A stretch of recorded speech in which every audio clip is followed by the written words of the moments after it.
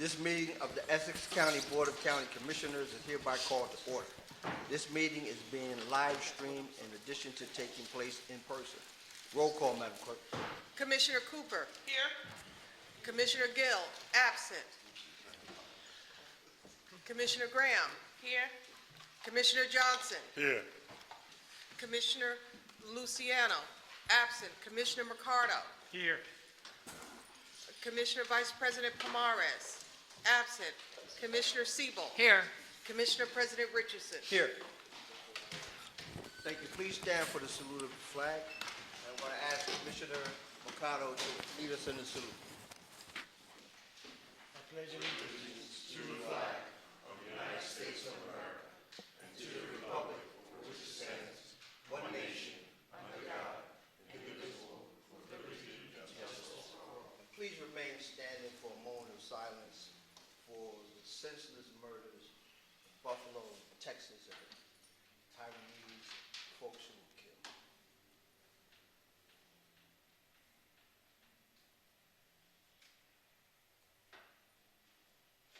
Thank you.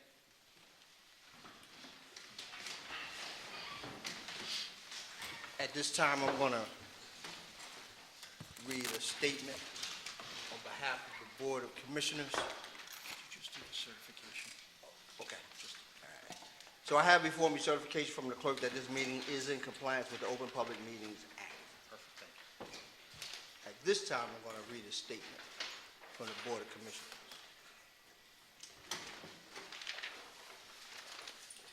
Our hearts are heavy, and our condolences go out to the victims and families of the tragic shootings in Uvalde, Texas. Unfortunately, this horrific tragedy is nothing new. As a nation, we are still reeling from the premeditated racist mass murder of 10 African Americans in Buffalo, New York, who were simply shopping for groceries. This senseless act was followed by a mass shooting at a Taiwanese church in California only 2 days later that claimed the life of a heroic father and a neighbor who rushed the gunman to protect his fellow parishioners. We cannot, and I repeat, we cannot allow our initial feelings of shock and sadness to be replaced by feelings of helplessness. We must make a collective decision at all levels of society to come together and do all we can to protect our children and our neighbors before they are tragically murdered. As opposed to remaining stagnant in our efforts to combat the epidemic of gun violence,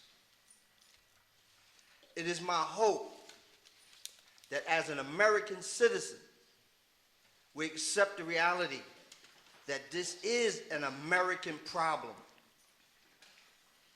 Easy access to guns, a lack of emphasis on mental health, and our country's original sin of racism are all contributing factors to these all too familiar mass shootings.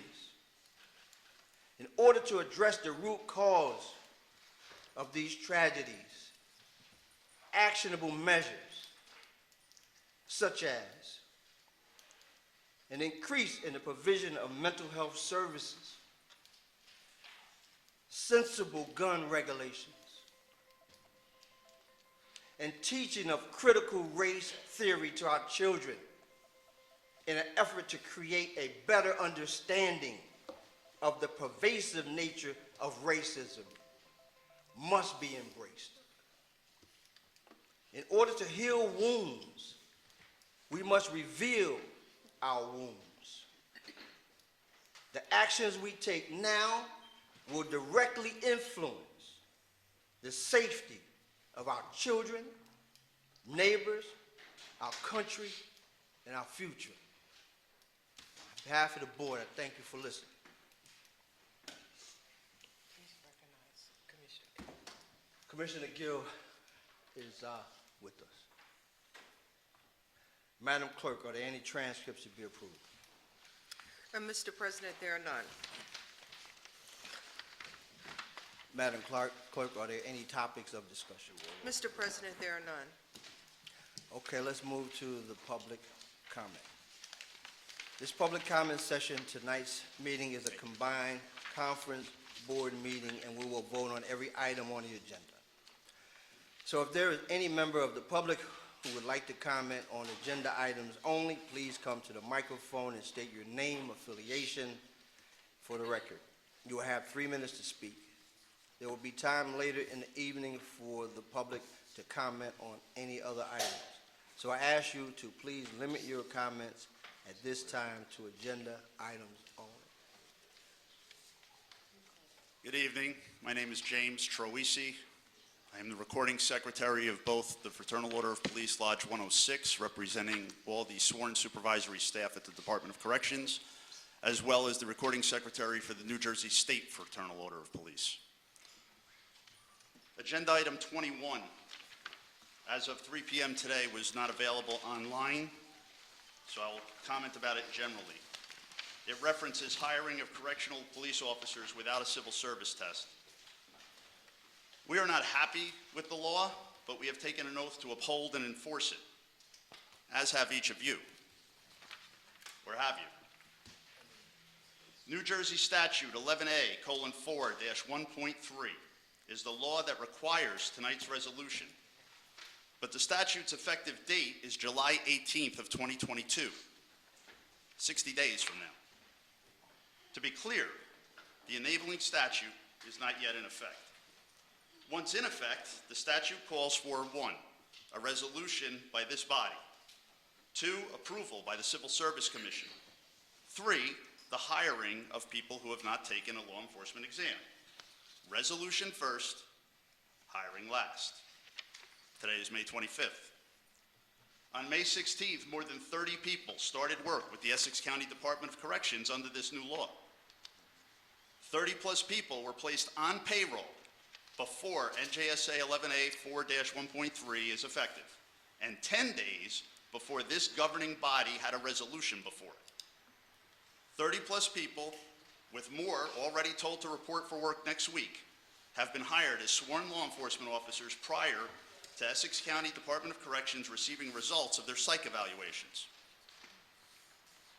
They are working alone with prisoners, another of whom was pronounced dead on the housing unit floor yesterday, prior to you, our elected officials, responsible for penal safety, authorizing the exemption from civil service rules and in contravention to the New Jersey Attorney General directives.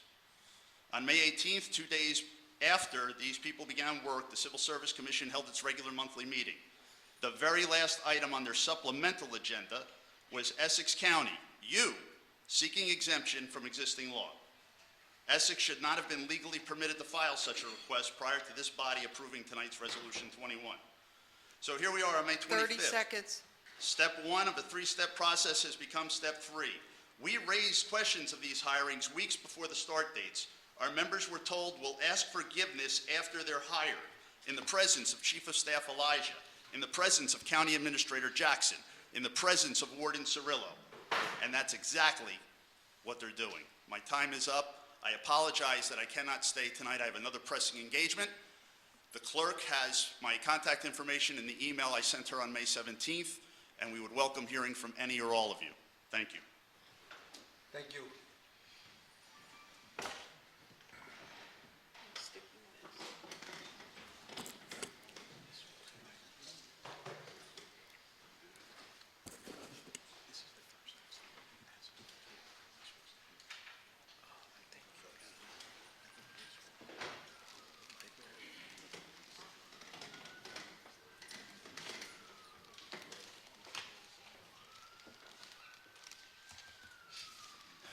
Madam Clerk, let the record reflect that there's no one else wishing to speak at this time. Madam Clerk, let's move to ordinance and first introduction and first reading. Madam Clerk, do we have any ordinance or resolutions first reading? Mr. President, yes, we have two.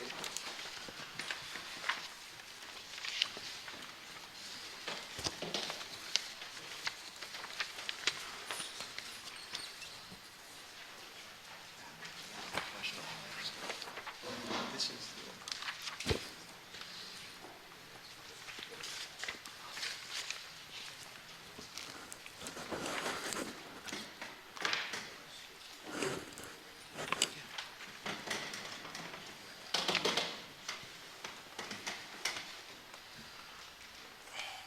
Okay, Madam Clerk, let's move to ordinance number 1, which will be read into the record at a later time. Mr. Jackson. Good evening, Mr. President. Mr. Zates will handle this item. Joshua Zates, Essex County Parks. Ordinance number 1 is an ordinance naming the Essex County Ivy Hill Park Little League Field as the Essex County Houston Stevens Little League Baseball Field in honor of Ivy Hill Neighborhood Association founder Houston Stevens. Under his leadership, the Ivy Hill Neighborhood Association has received over $3 million in grant funding for Ivy Hill Park. He's created numerous youth development, enrichment, and recreation programs, and he's also worked with local law enforcement to combat crime and keep residents informed with regular neighborhood forums. Thank you. Mr. Paulovecchio. No questions on this. Mr. McInerney. no questions. Commissioners, questions or comments? Hearing none. I need a motion and a second to I'll move introduce it. the ordinance. Second. Moved by Commissioner Sebo, second by Commissioner Cooper. Roll call, Madam Clerk. Commissioner Cooper. Yes. Commissioner Gill. Yes. Commissioner Graham. Yes. Commissioner Johnson. Yes. Commissioner Luciano, absent. Commissioner Mercado. Yes. Commissioner Vice President Pomares, absent. Commissioner Siebel. Yes. Commissioner President Richardson. Yes. So moved. Excuse me, Rufus Johnson wanted to move it, and I moved it before he had a chance. So I'll we be wanna happy to change it? yield. I'll be happy to yield to him. Thank you. I Excellent. appreciate So that very much. we're gonna recant, that's moved by Commissioner Johnson and second by Commissioner Cooper. For you, Duly Rufus. noted. Okay. Very nice, What? Madam Clerk, let's move to ordinance number 2, which will be read into the record at a later time. Mr. Jackson. Mr. Zates again, Mr. President. Joshua Zates, Essex County Parks. Ordinance number 2 is naming the Essex County Glenfield Park Little League Baseball Field as the Essex County Terry Lawrence Deming Little League Baseball Field in honor of the late Terry Lawrence Deming from Montclair.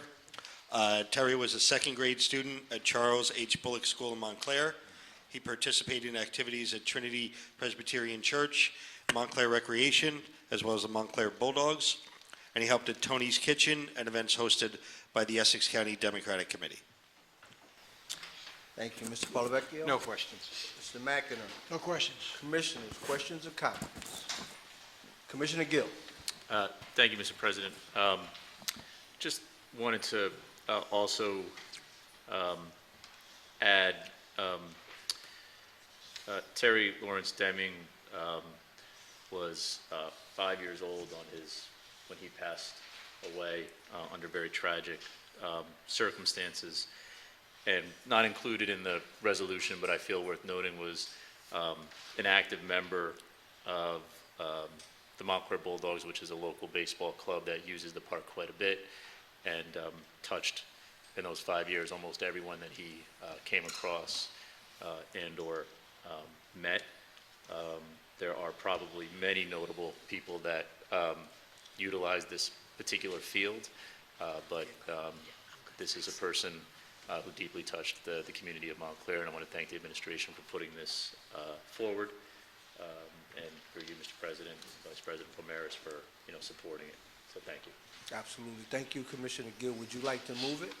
Please, thank you. Okay. Can I get a second? Second. Second by Commissioner Mercado. Moved by Commissioner Gill, second by Mercado. Roll call, Madam Clerk. Commissioner Siebel. Yes. Commissioner Vice President Pomares, absent. Commissioner Mercado. Yes. Commissioner Luciano, absent. Commissioner Johnson. Yes. Commissioner Graham, Yes. Commissioner Gill, Yes. Commissioner Cooper, Yes. Commissioner President Richardson. Yes. So moved. Thank you, Madam Clerk. Let's move to, are there any, Madam Clerk, do we have any ordinance or resolutions for listing purposes only? Mr. President, there are none. Madam Clerk, do we have any ordinance or resolution on second reading and public hearing tonight? Mr. President, there are none. Thank you. In that case, let's move to resolutions, and I'm going to jump straight to 21. And I want to hear from,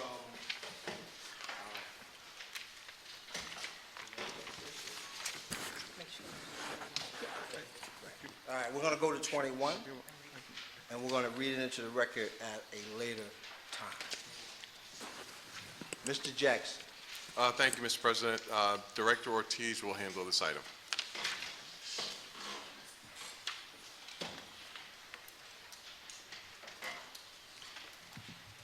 Good evening, Mr. President, Commissioners. My name is Alfaro Ortiz, Director at the Essex County Correctional Facility. I'm here to advocate for item 21, which allows us to hire, at this time, 41 correction officers based on a governor's order, executive order that allows us to do so. Although I heard the previous speaker say that we do have civil service permission to do so, other counties have asked for exemptions, and the reasons for this exemption is that we have approximately 585 officers that we have on paper.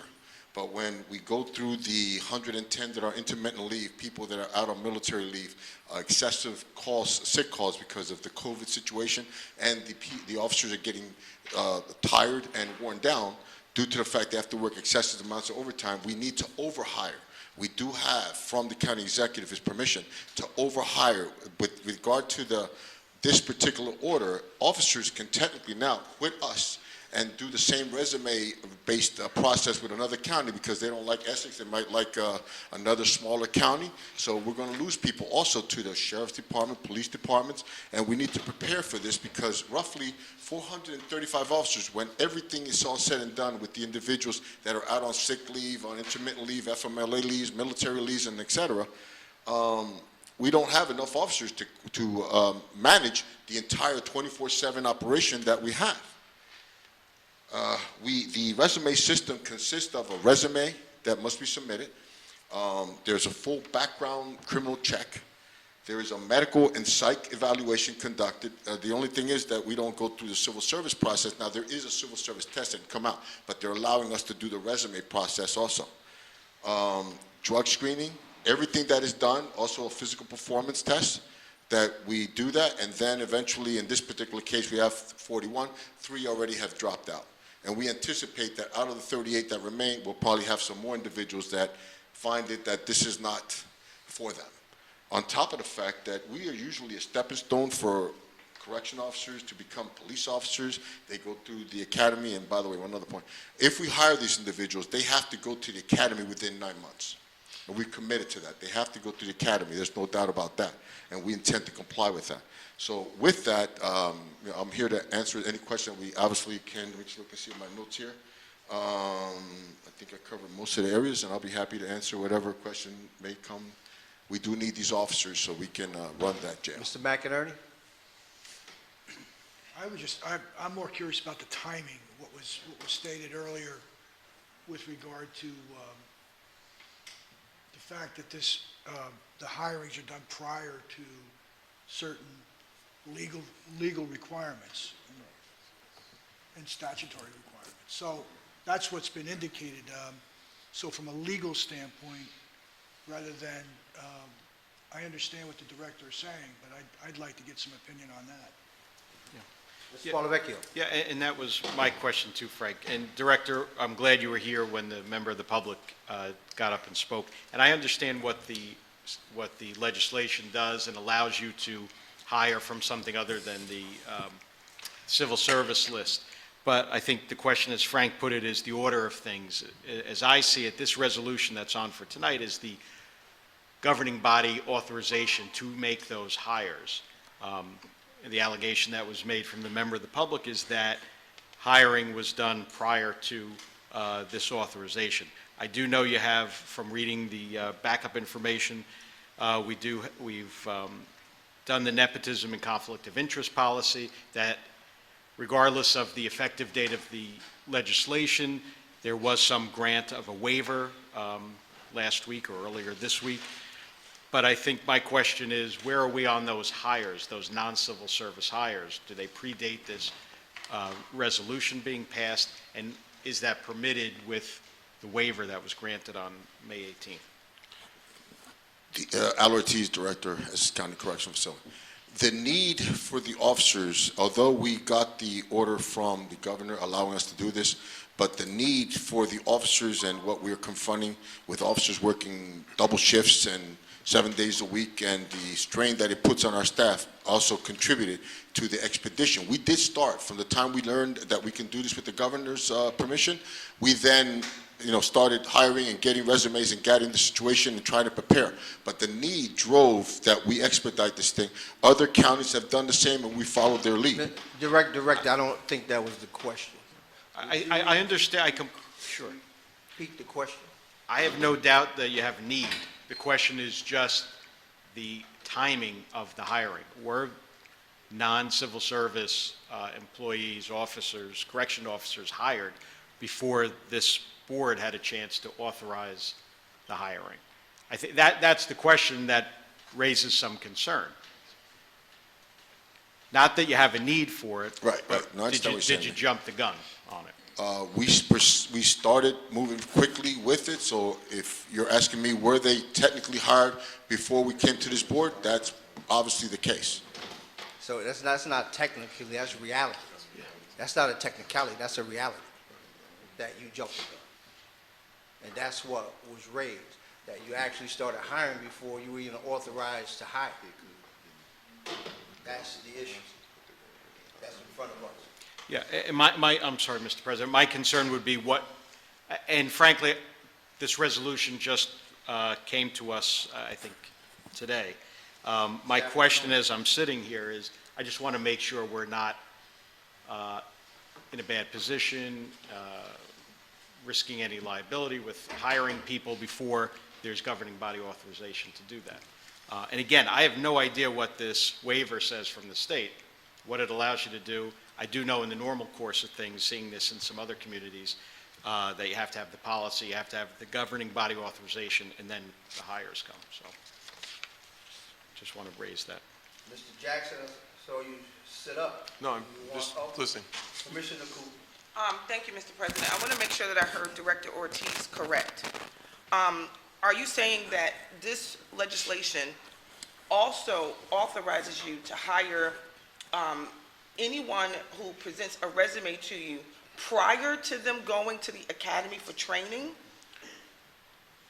Alfaro Ortiz, Director, this governor's executive order allows us on a resume-based and a contiguous way of hiring people to include background checks, interviews, testing, writing samples, medical and psychological testing, that if they pass all those different things, that we can hire them and be exempt from the civil service protocol. But there is still a civil service, so if somebody wants to take a test and go that route, they can.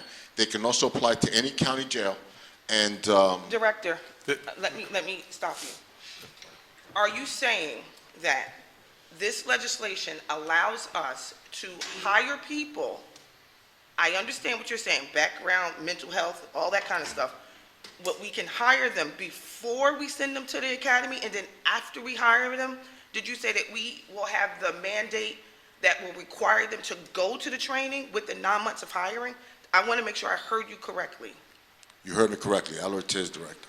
And if I may, Mr. President, that's no different from what happens off a civil service list. Yeah. So it's the same process. There's no the only difference is how they got to us. So on the civil service list, we hire people, they go through training at the facility, and then within a period of time, they have to be sent to the academy. So this is no different.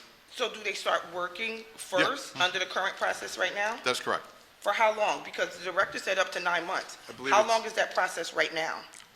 But what happens, Al Ortiz, Director, they do get in-house training for roughly 30 days, in-house shadowing and whatever have you in classroom, and then they go on the line, and then when the time comes up for them to go to the academy, not to exceed 9 months, they go to the academy. That the county administrator is correct. We have done that before with civil service testing.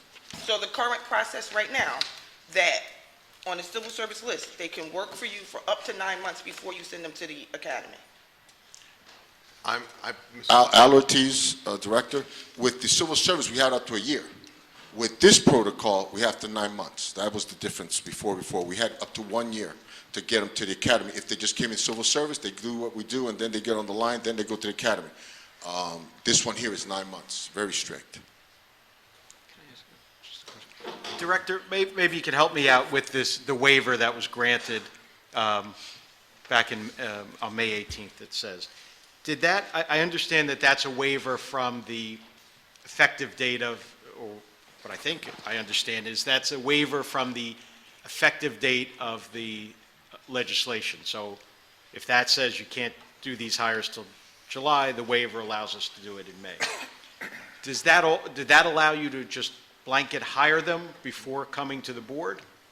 Because maybe I don't have it, I don't know what that waiver says. If that's what it allows, if the Commissioner of Corrections or whoever gave you this waiver said you could do that, then, you know, that could be helpful to us, to what we're trying to find out. Al Ortiz, Director. If I understand your question correctly, the request to the civil service was to allow us to hire folks because of the need that we demonstrated, as I articulated earlier.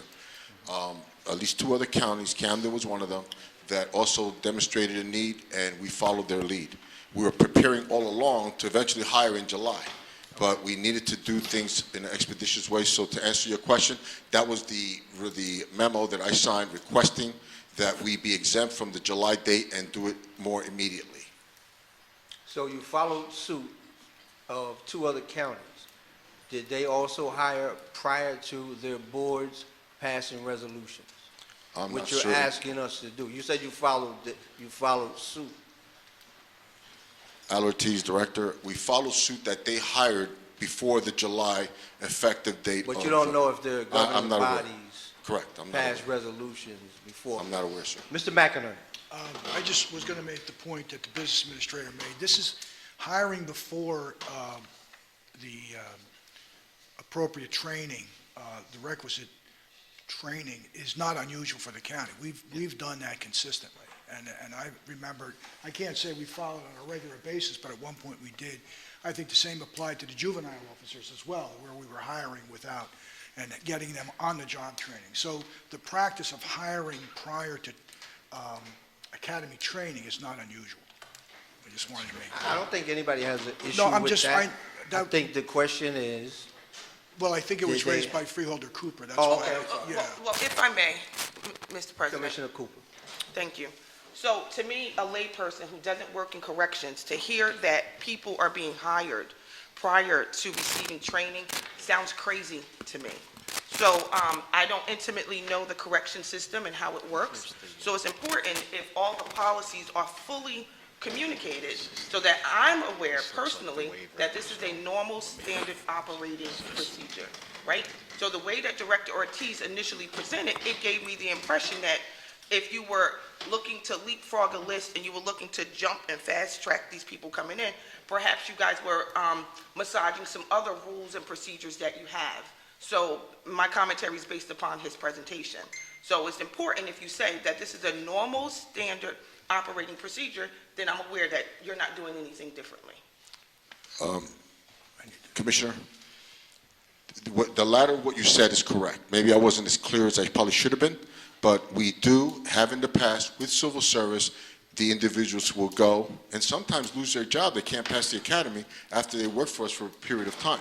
But that is the case, that we do hire folks, try to get them to the academy. Sometimes they have to wait in the civil service venue up to a year. And in this particular case, we'll get them in maybe for 9 months or no later than 9 months. I want to make that crystal clear to you. That is standard operational procedure, unfortunately. Mr. President, if I can. Mr. Paulovecchio? Mr. Jackson and Mr. Director, I just had the chance, I'm sorry. Can I, before? Oh, Commissioner Gill, I'm sorry. Thank you, Mr. Pavlovec, I just wanted to ask also, is the county council here? I'm just wondering why we're not also hearing from the county. I mean, with all due respect, I mean, these are legal questions. Yeah. So, and I'm not questioning Mr. Ortiz in any way, but through through you, Mr. President, but why are we not hearing from the lawyer? I think someone's here from county council. They just stood up and raised their hands. Come on to the mic. I think they should be speaking to these questions as well. We'd love to hear from you. If you can, you have something to add. If you don't, you can't do it from back there, though. Thank you, Commissioner Gill.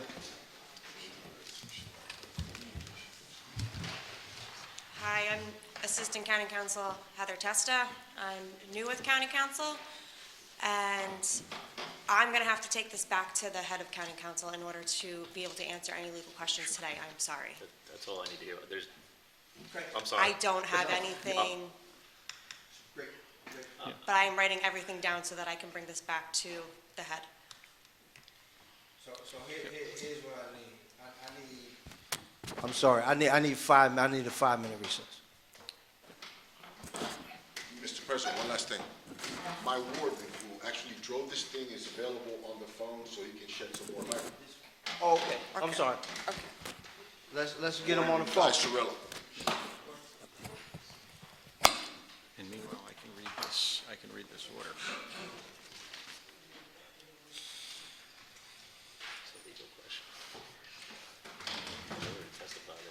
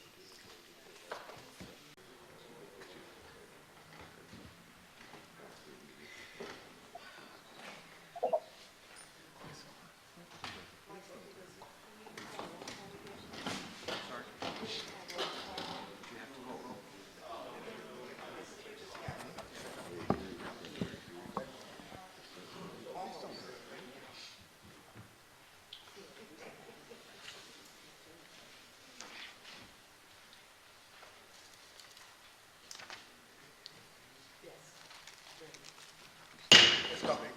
Mr. Pavlovec. Mr. President, I had a chance during the break to read it's the opinion of the Civil Service Commission. This was what I was calling the waiver before.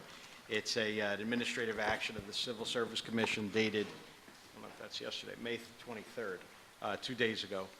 And in essence, it was the application from Essex County to make temporary appointments of entry-level correction officers. And, yep, That date was what? May 23rd. It was 2 days ago. Okay. Yep. Go ahead. Right. So the arguments were made, this is administrative review here, and the Essex County Superior Officers Association made an argument, as well as the county corrections officers, county corrections, and the commission granted the county permission to make temporary appointments to county correctional police effective May 16th. So they did grant them that waiver to do it under this So wait, let me Civil Service understand Commission. this. Yep. So they had a meeting on the 23rd of May? I don't know when the opinion is the 23rd of May. It was this decision. When was the decision handed down? On the 23rd? This is the 23rd, that's the So date. the decision was made on the 23rd of May that they can hire on the 16th of May. And that makes sense to you? As a legal I think that scholar, what they did was they backdated the waiver. is that based on the because, arguments. I don't- Director Ortiz, Yeah, I don't know why. when did you start hiring? We had been hiring before not hiring, but processing. But to answer your question, I believe we started hiring on the 23rd. When we got the word. So all the hire dates are from the 23rd and after? Correct. of these 38 or 41 candidates? I don't know if, excuse me, LRT's director, if my warden is there, because he was the one driving this thing, and he can give you very precise information regarding that, if we can get him on the phone, if he's on the phone. Okay, we have him on the phone. Let's hear from, Just make sure we put his name on the record. put the name on the record. Warden. Is the warden there?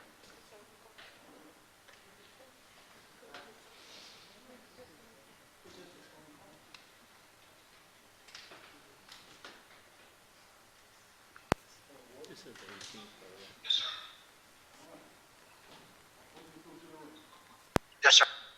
Okay. Just put your name on the record and you want to add something to this application. So there's a question on the floor. I don't know if you heard the question. Is the opinion was given by the state on the 23rd of May that you guys can start hiring. You backdated it to the 16th. And my question is, when is the first hire? What's the date of the first hire?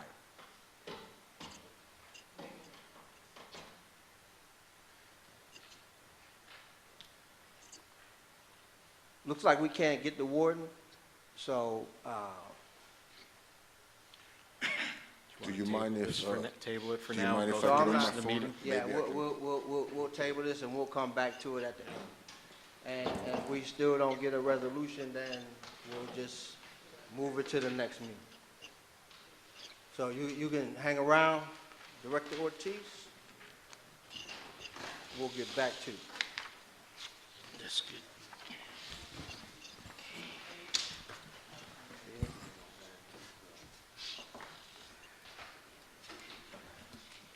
Let's move to resolutions 1 through 3, Madam Clerk, and they will, from the Office of the Prosecutor, and we'll read them into the record at a later time. Mr. Jackson.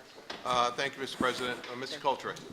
Mr. President, this contract is awarded to Jim Pellegrini Ford for 15 vehicles not to exceed $419,384.64. As I spoke with the chief of the prosecutor's office today, these vehicles are for replacement vehicles that they have in their fleet from 2003 to 2009, and they're for their investigators.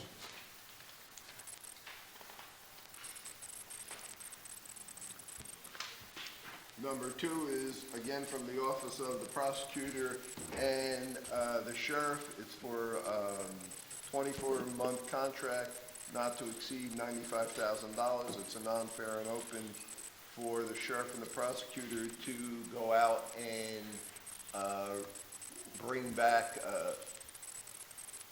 I won't say criminals, but arrestees back to the Office of the Prosecutor and Essex County.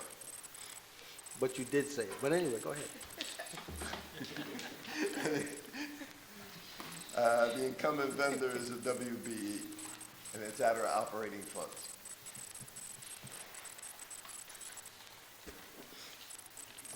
Jay, Three is I'm not sorry, wrong. can I ask a question on two?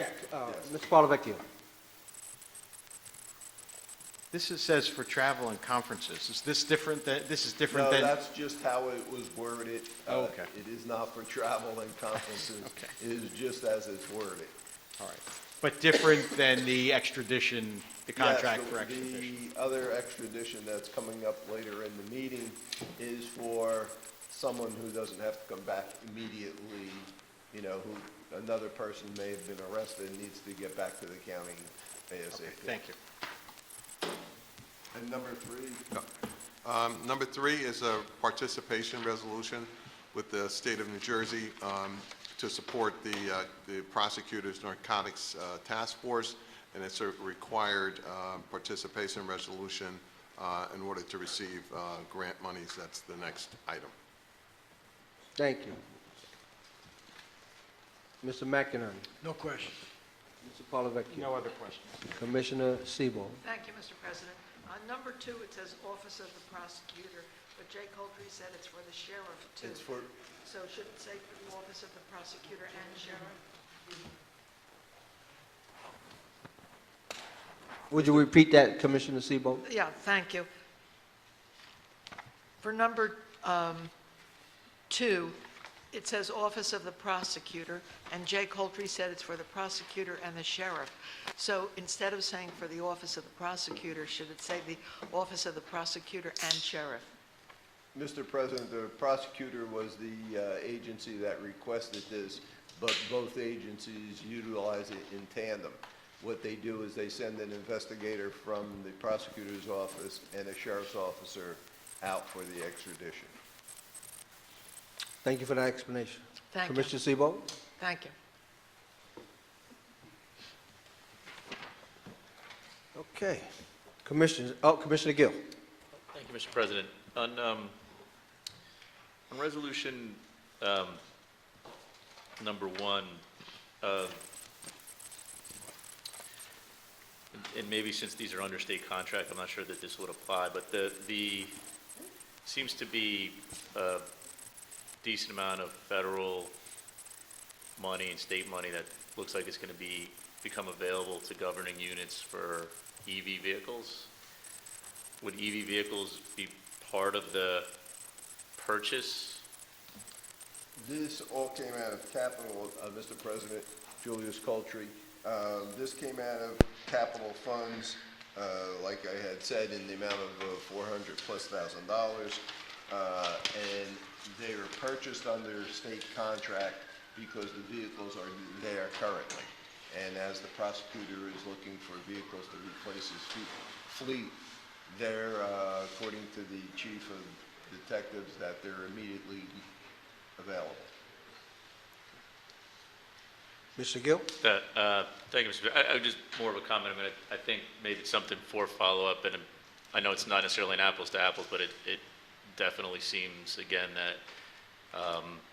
that there'll be an opportunity for the county to take advantage of where we would potentially save some of our operating costs by making Mr. sure President? that we're taking full advantage of the federal and/or state money that's made available, I think, to counties for the purchase of EV vehicles going forward. So I would say as a general matter across all of our fleets, no matter what the department is, hopefully it's something that we're taking a look at as we move forward. Mr. President, at this time, I'll relay that message back to the prosecutor and the other law enforcement agencies to make sure that they're looking for grants, et cetera. Thank you. Commissioners, any other questions or comments? Hearing none, need a move and a second. So move. Moved by Commissioner Mercado, second by Commissioner Graham. Roll call, Madam Clerk. Commissioner Cooper, Yes.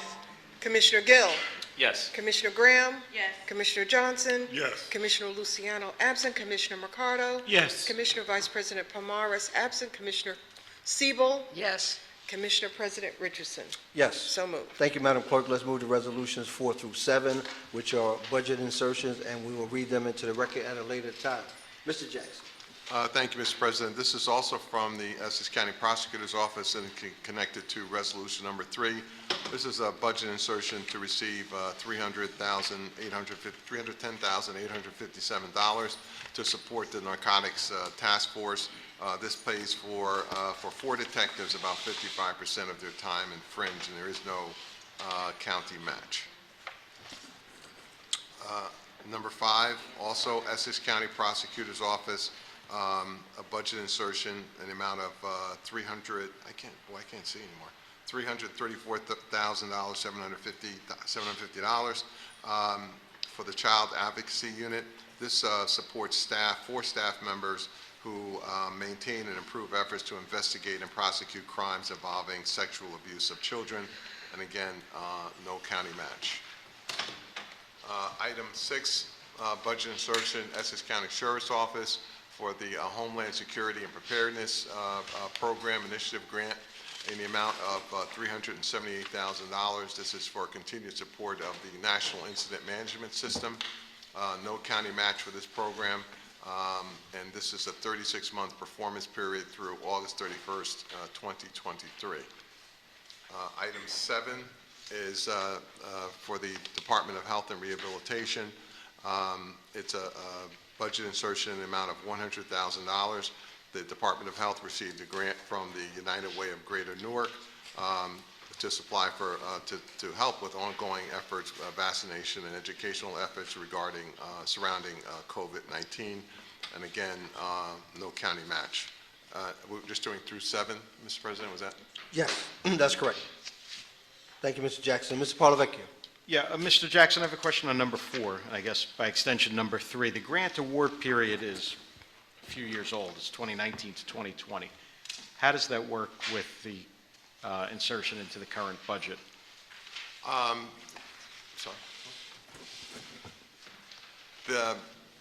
As my able assistant, Matt, just told me, this is a reimbursement program, so we're getting money back from money that we already spent. Got it. Thank you.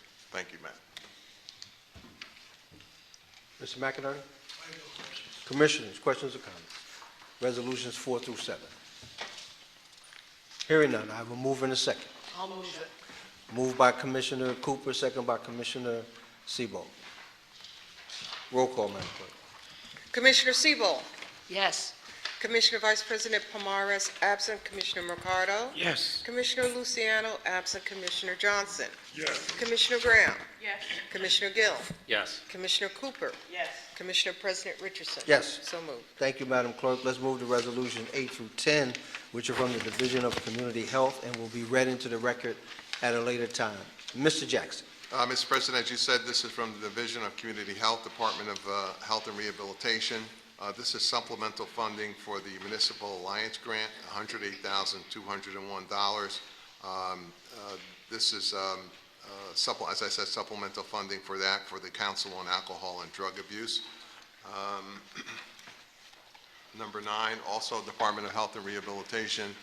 This is a shared services agreement with Essex Regional Health Commission that provides for monitoring, inspecting, tracking pollution, and imposing fines on offenders in the amount of $218,000.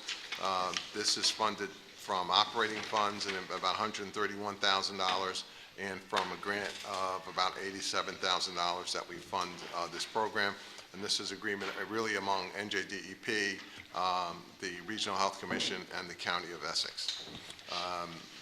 And as a result of part of this too, the county receives 20% of all penalties and 30% of all litigated acts to help to fund this effort.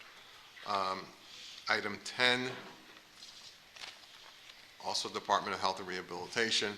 This is a uniformed shared services agreement with the Township of Nutley Hazardous Material Emergency Response Team in the amount not to exceed $157,500 to provide for 24/7 emergency responses to hazardous situations. This is from the Essex County Quality Enforcement Fund, which receives 40% of all collected hazmat charges. From the end of last year, we received almost $8,000, and this is funded from a grant of $60,000 and operating funds of $97,500. Thank you, Mr. Jackson. Mr. Parlavecchio. I don't have any questions. Mr. McInerney. We're on 8 through 10. Yes, sir. 8 through 10, or 8 and 10? 8 through 10. 8 through 8, 10. 9, 10. 8, 9, 10. 8 through 10. Okay, I have a question on number 9. Just explain to me again, that there's the Essex County Health Department, and this agreement, this shared services agreement, is with Essex County Regional Health Commission. I'm just confused. Forget the difference there. What is the difference there? Mr. McInerney, can you speak into the mic in case you can't? I'm just asking for a breakdown of the difference on this. We have an agreement through NJDEP actually to enforce the county, I forget what it's called, the County Environmental Health Act by monitoring and inspecting and tracking pollution. So we have an agreement with New Jersey Regional Health to perform that function for us. We get grant money from the state in the amount of $87,000 to help that effort, and also, and we put in $130,716. This is a function that internally we're not able to, I would say we're not staffed up to do, and we simply have an agreement, shared services agreement with this other entity, separate entity, to provide the function. Yes. Is this Regional Yes, Health yes, Commission? separate entity. Okay. Yeah. Where is that? I mean, who runs that? I can get You back can to get that. that? Yeah, absolutely. Thank you, Mr. McInerney. Commissioners, any questions or comments? Resolutions 8 through 10. Hearing none, I need a mover and a second. Motion. Second. Moved by Commissioner Cooper, second by Commissioner Grant. Roll call, Madam Clerk. Commissioner Cooper, Yes. Commissioner Gill, Yes. Commissioner Graham, Yes. Commissioner Johnson, Yes. Commissioner Luciano, absent Commissioner Ricardo, Here. Commissioner Vice President Pomares, absent Commissioner Siebel, Yes. Commissioner President Richardson. He said it here. Yes. We know you're here. Here meaning yes, I mean. I quit that. So moved. Thank you, Madam Clerk. You've been here the whole time. Madam Clerk, let's move to resolutions 11 through 13, which are from the Department of Public Works and will be read into the record at a later time. Mr. Jackson. Thank you, sir. Mr. Antonio will handle these items. Good evening, David Antonio, Department of Public Works. Item number 11 is award a contract to Boswell Engineering to undertake the design, engineering, and construction inspection services for the replacement of the Thomas Boulevard Bridge over the Second River in the Township of Orange, in an amount not to exceed $244,971. Boswell Engineering submitted the highest scoring proposal of the 5 submitted in response to this project's RFP. This contract will last 12 months, and Tom O'Fallon from Boswell Engineering will tell us more about his firm and a little bit more about this bridge replacement project. Thomas? Hello, my name is Tom O'Fallon. I'm with Boswell Engineering. We're a full-service engineering company.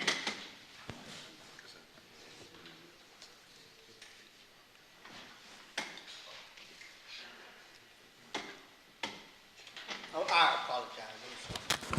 No problem. Once again, I'm Tom O'Fallon. I'm with Boswell Engineering. We're a full-service engineering company. The company's been in business nearly 100 years. We handle all aspects of design for civil engineering projects throughout the state. This particular project is the replacement of the superstructure of a bridge, new superstructure, new deck, all modern safety features that would be necessary for the construction of the bridge. If you have any questions, I'll answer as many of them as I can. You're fine. I apologize. David Antonio, Department of Public Works. Item number 12 is a contract award to VA Electrical Contractors, LLC, to perform general electrical improvements at various county facilities over a 2-year period. VA Electric's bid was the lowest of the 4 received and will be an open-ended contract. VA Electric has previous experience working with the County of Essex, and note that VA Electric pays its employees prevailing wage. Item number 13 is a contract award to French and Perello to perform the design of the ball field improvements at Brookdale Park in Bloomfield and Montclair.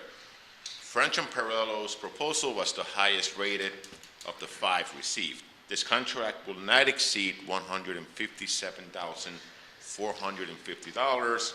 It will be in effect for 12 months, and Michael Piga from French and Perello will briefly describe the proposed improvements and answer any questions the board may have. Yeah, he just talked about it, but he didn't say about the vendor. So, Mr. Antonio, did you do number 12? Yes. Where's the vendor? The vendor is not here. This is an open-ended contract. What does that mean? Perhaps So this is not to exceed? that's not to exceed open-ended. It may be Okay. $10,000. It may be the full amount. It is unknown at this point, at this time. It's a 24-month contract.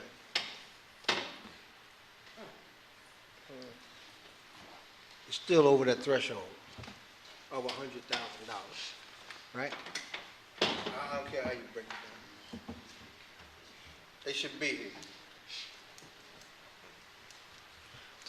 Would you prefer to have the vendor coming the next meeting? Absolutely, we'll table this to the next meeting.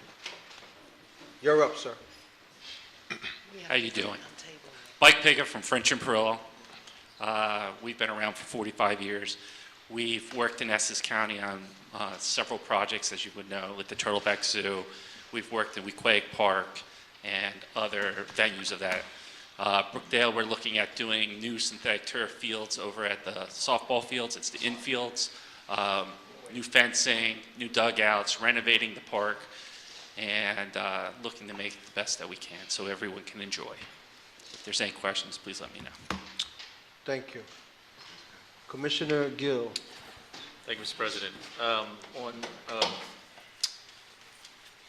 number 13, the softball field, are those the softball fields that are, is that the field that's next to the meadow or the ones that are closest to the stadium? There's a couple of them that we're Right. going to be doing. So there's two that are facing each other, and then there's one that's by itself.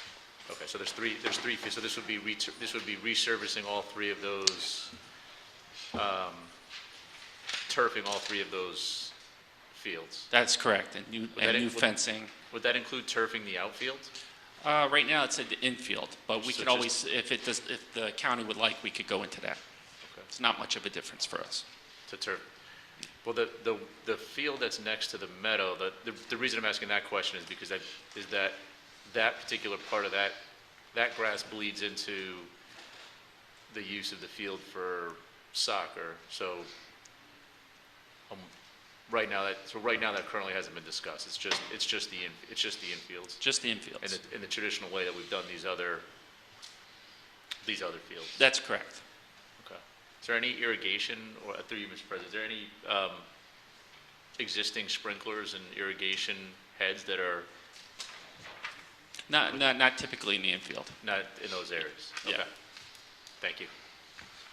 Thanks, Mr. President. Thank you. Commissioner Sebo. Thank you. I'm very familiar with the work that French and Perillo Associates has done for Essex County, and they've done excellent work, so I'm glad that this resolution will hire them to do this at Brookdale Park. I also have a question for number 12. Thank you. If we're going to table that, I'd like to ask our council, do we have to have a motion to table it?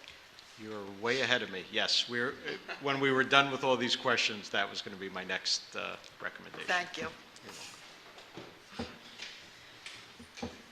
So we can do that first.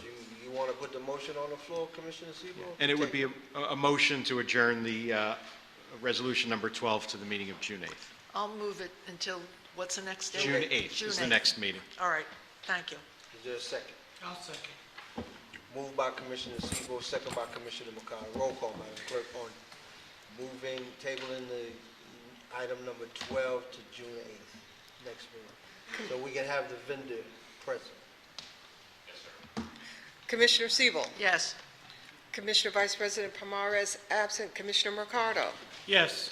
Commissioner Luciano absent. Commissioner Johnson. Yes. Commissioner Graham. Yes. Commissioner Gill. Yes. Commissioner Cooper. Yes. Commissioner President Richardson. Yes. So moved. All right.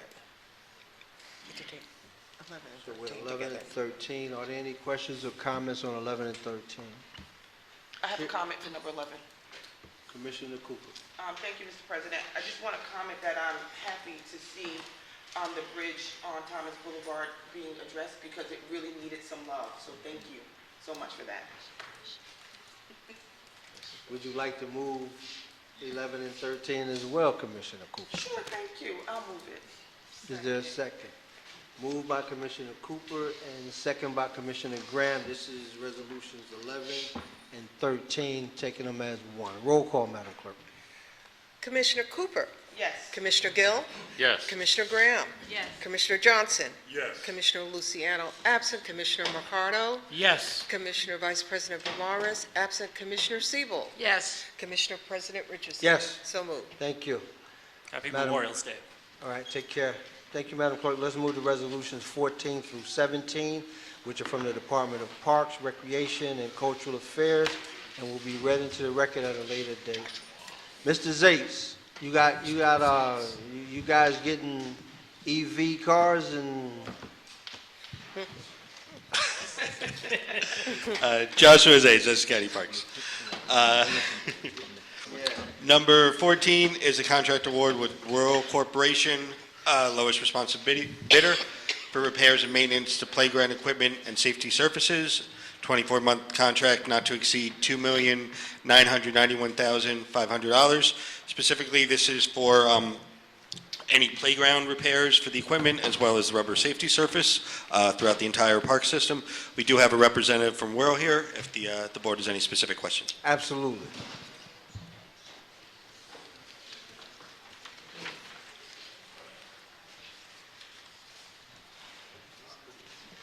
Good evening, Mr. President, Commissioners. Jim Davis, Worrell Construction. So are you going to be doing, there's equipment and things around Weekway Park Lake Track that need addressing? Is that part of your scope of work? Joshua Zates, Essex County Parks. We spoke to the Parks Director about that, and he explained specifically that we're maintaining that equipment. If it's going to be a whole project where we're replacing everything, that would be something that would be above the scope of this work, and that would be something I'm that would not be bid. referring to replacing, I'm talking about repair. I didn't say replace. Then repair, we can certainly send a maintenance crew out to do a survey and see what needs to be repaired, and then certainly fix it as needed. Okay. But that's not a part of this contract. It depends on the equipment. Some of it may fall under the contract. We really have to inspect it. So who does the track, the rubberized track? Is that part of the scope of work? Joshua Zates, Essex County Parks. The rubberized track would be a separate contract. It wouldn't be under this. Okay, we need to get to that because there's some really bad spots. And there's also some equipment that's rubberized that it's inside of that needs repair. There are holes in it and all kinds of stuff on the exercise equipment. Joshua Zates, Essex County Parks. We'll send some maintenance people out there to take a look. And send a roofer out too. There's a small building. When you go around the track, they have holes all in the roofs. You know the building I'm talking about? I do not know. So you don't come to Weekway Park because it's the first thing you see and it's really an eyesore. Would I see you if I went to Weekway Park? Absolutely. If you come early though, you got to get up very early in the morning. Early morning. See your face on the sign. No, but if you put my picture up on the sign, you'll see all of us. We'll certainly get back to you about the track.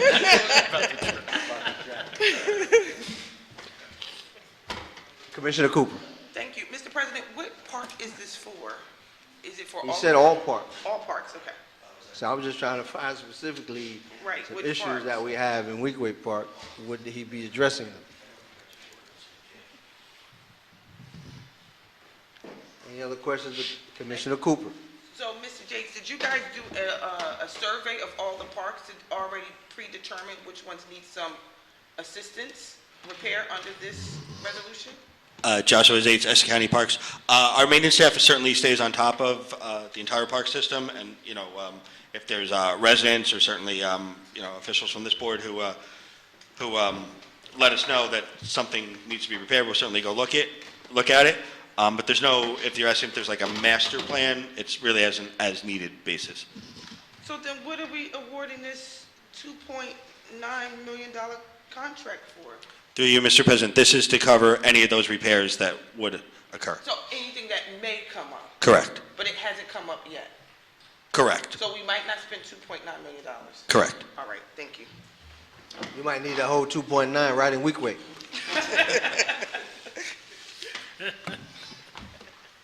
Thank you, sir. Next. Joshua Zates, Essex County Parks. Number 15 is a contract award to the 6 lowest responsive and responsible bidders to furnish and deliver golf course materials. A cumulative total not to exceed $200,000. Again, this is for 6 different vendors. This is for the various products used on a golf course. It deals with topsoil, pesticides, and what have you. We do have several people who fall under our golf division who are certified to spray these chemicals. They follow what is called an integrated pest management approach, and only those licensed people, which is the superintendent of each golf course, as well as the assistant superintendent of each golf course, would be able to use these. Mr. Zates, are any of these chemical harmful to pets and animals? No, we do not use anything that would be harmful for wildlife. In addition to that, the runoff is minimal. We have native grasses protecting, kind of buffering the waterways, so we're very mindful of that. Thank you. Next. Number 15 is a contract award. I'm sorry, we're on 16. Number 16 is a contract change order with Store Tractor to provide service and maintenance of Toro mowing reels. We're requesting to add an amount of 20%, which comes to $13,266.36. Simply put, when we awarded this contract, we underestimated the number of mower reels we would need to service this year, and therefore that is why we're requesting the change order. Number 17 is a contract award to Russell Weed Waste Hauling and Disposal Services, Mr. John, to provide rental of portable sanitation units, exercising the 24-month contract option not to exceed $359,875. And this is for all our porta-johns that we have throughout the park system, as well as special events, including fireworks and summer concerts. Happy to answer any additional questions the board may have. Mr. Polavecchia. Nope, no questions. Mr. McInerney. No questions. Commissioners, questions or comments from resolutions 14 through 17? Hearing none, I need a mover and a second. I'll move it. Moved by Commissioner Sebo, second by Commissioner Grant. Roll call, Madam Clerk. Commissioner Siebel. Yes. Commissioner Vice President Pomares, absent. Commissioner Mercado. Yes. Commissioner Luciano, absent. Commissioner Johnson. Yes. Commissioner Graham. Yes. Commissioner Gill. Yes. Commissioner Cooper. Yes. Commissioner President Richardson. Yes. So moved. Thank you, Madam Clerk. Let's move to Resolution 18, which is from the Office of the Sheriff. It will be read into the record at a later time. Mr. Jackson. Mr. Coltrane. Mr. President, this is, like I said before, to provide extradition services for the Sheriff's Department at $2.25 per mile from U.S. Corrections. And when a person has to be transported back to Essex County, this particular company picks them up throughout the country and returns them back to Essex County. Thank you, Mr. Coltrane. Mr. Polavecchia. No questions. This is something, we've used this service, maybe not this particular group, but we've used this service for a number of years now, haven't we? Yes, Mr. President. Mr. McInerney. Are they reimbursed for expenses too? No, this is $2.25? correct. So if they bring somebody 100 miles, they get $22? It's 225 times X miles. But there's 800 minimum fee. Yes. Commissioners, questions and comments about Resolution 18? Hearing none, I need a mover and a second. Motion. Second. Moved by Commissioner Cooper, second by Commissioner Johnson. Roll call, Madam Clerk. Commissioner Cooper. Yes. Commissioner Gill. Yes. Commissioner Graham. Yes. Commissioner Johnson. Yes. Commissioner Luciano, absent. Commissioner Mercado. Yes. Commissioner Vice President Pomares, absent. Commissioner Siebel. Yes. Commissioner President Richardson. Yes. So moved. Thank you, Madam Clerk. Let's move to Resolution 19, which is from the Office of the County Administrator, and we will read it into the record at a later time. Mr. Jackson. Mr. Hunt, Carl. Carl Hunt, Chief Information Officer. This is this 1.19 million is to purchase the Microsoft suite for the entire Essex County, with the exception of the correction office. The suites includes email, email, Word, Excel, Teams, and various different other pieces in the Microsoft suite product. Mr. Polavecchio. And this is being purchased under a co-op agreement, I see, right? Yes, it is. Okay. All right, no questions. Mr. McInerney. Commissioners, questions or comments? Hearing none, I need a mover and a second. So move. Second. Moved by Commissioner Mercado, second by Commissioner Graham. Roll call, Madam Clerk. Commissioner Siebel. Yes. Commissioner Vice President Pomares, absent Commissioner Mercado. Yes. Commissioner Luciano, absent Commissioner Johnson. Yes. Commissioner Graham. Yes. Commissioner Gill. Yes. Commissioner Cooper. Yes. Commissioner President Richardson. Yes. So moved. Thank you, Madam Clerk. Let's move to resolution number 20. Mr. Jackson. This- Mr. From the Coulter. Office of Purchasing, I'm sorry. Mr. Jackson. Mr. Coulter. Mr. Coulter. Mr. President, Julius Coulter, purchasing agent. This is an award for a competitive contract for pouring rights throughout Essex County for our agencies that we are under control. Example would be the cafeteria, McLuhan's, the cafeteria at the zoo. It is for $235,000 that Coca-Cola is paying us to have their exclusive right to pour their products. So when you go into the cafeteria or when you hand out items at the commissioners' meeting, they should be Coke products. So you mean I can't get a Pepsi? You cannot purchase a Pepsi within our facilities. Thank you for that explanation. Mr. Parlavecchio. Just to mention, Mr. Coulter said this was done under competitive contract, which this board authorized, I don't know, probably 5 or plus years ago, when we did this once before, for this Correct, same Mr. service. President. Yeah. Mr. McInerney? You know, Pepsi lost this. Did they? They came in low. They were 217. This was 235. They blew it. Thank you for that. Commissioners, questions or comments? Commissioner Cooper. Thank you, Mr. President. Quick question. So this 235 is for the 5 years and we can't sell anything else? It is initially, first year is $75,000. Each additional year will be approximately $40,000. And no, we cannot sell any other company's products, such as a Pepsi or anything that is not sold by Coca-Cola. Do we get discounts on purchasing the products that we sell? They are competitive like anything else. As long as they're a Coke product, you can go to Costco. If the person in the cafeteria wanted to go to Costco and purchase it, they're allowed to, as long as it's a Coke product. Because this distributor, Liberty Coca-Cola, does, I think, Philadelphia, New York, and New Jersey. They're the distributor for that. So they're really buying the Coca-Cola product from Liberty Coca-Cola. Thank you. Thank you for that explanation. Commissioners, questions or comments about Coke products?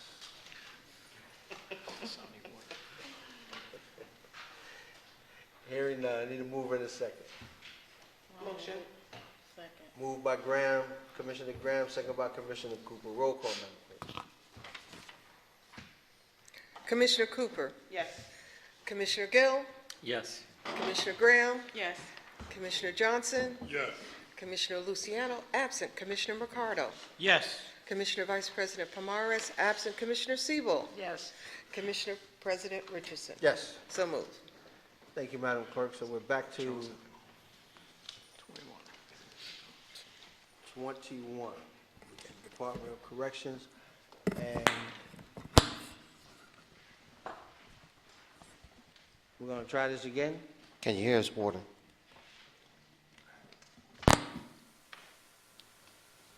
Hello?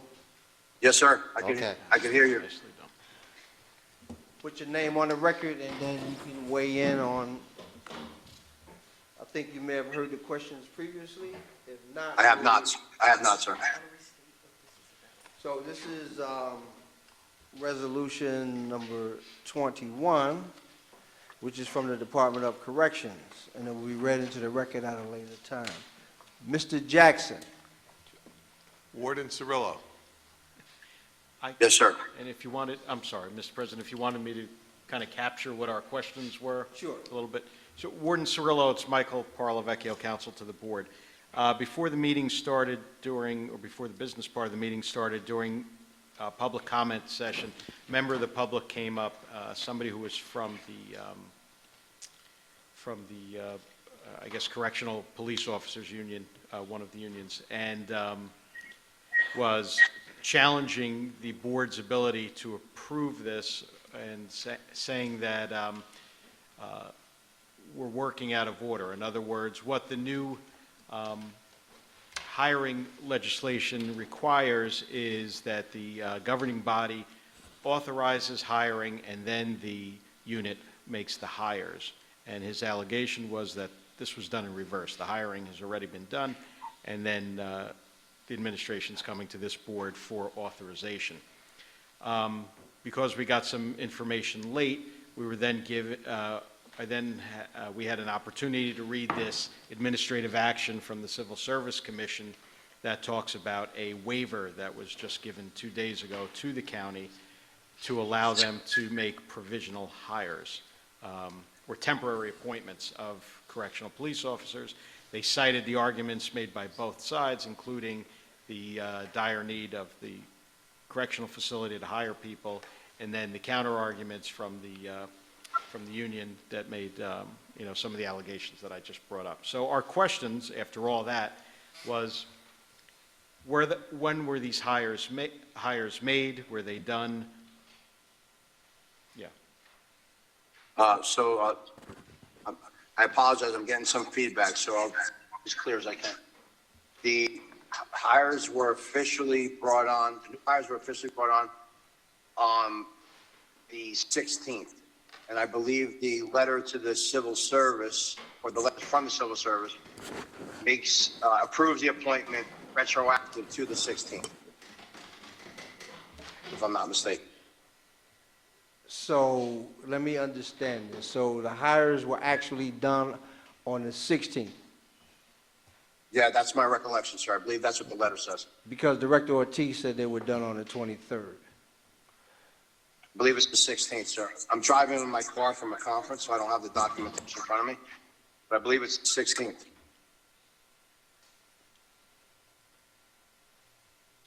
Commission, any other questions? I have a couple of questions. Commissioner Cooper? Mr. Perillo, did I understand that the Civil Service Board or whoever gave you guys permission to kind of like fast track and do this earlier. Did that also set aside the resolution requirement by the governing body? I don't know the answer to that question, ma'am. Who will know the answer to that question? I believe county council. I can answer that question. The answer is Mr. yes. Jackson? Robert Jackson, the answer is yes.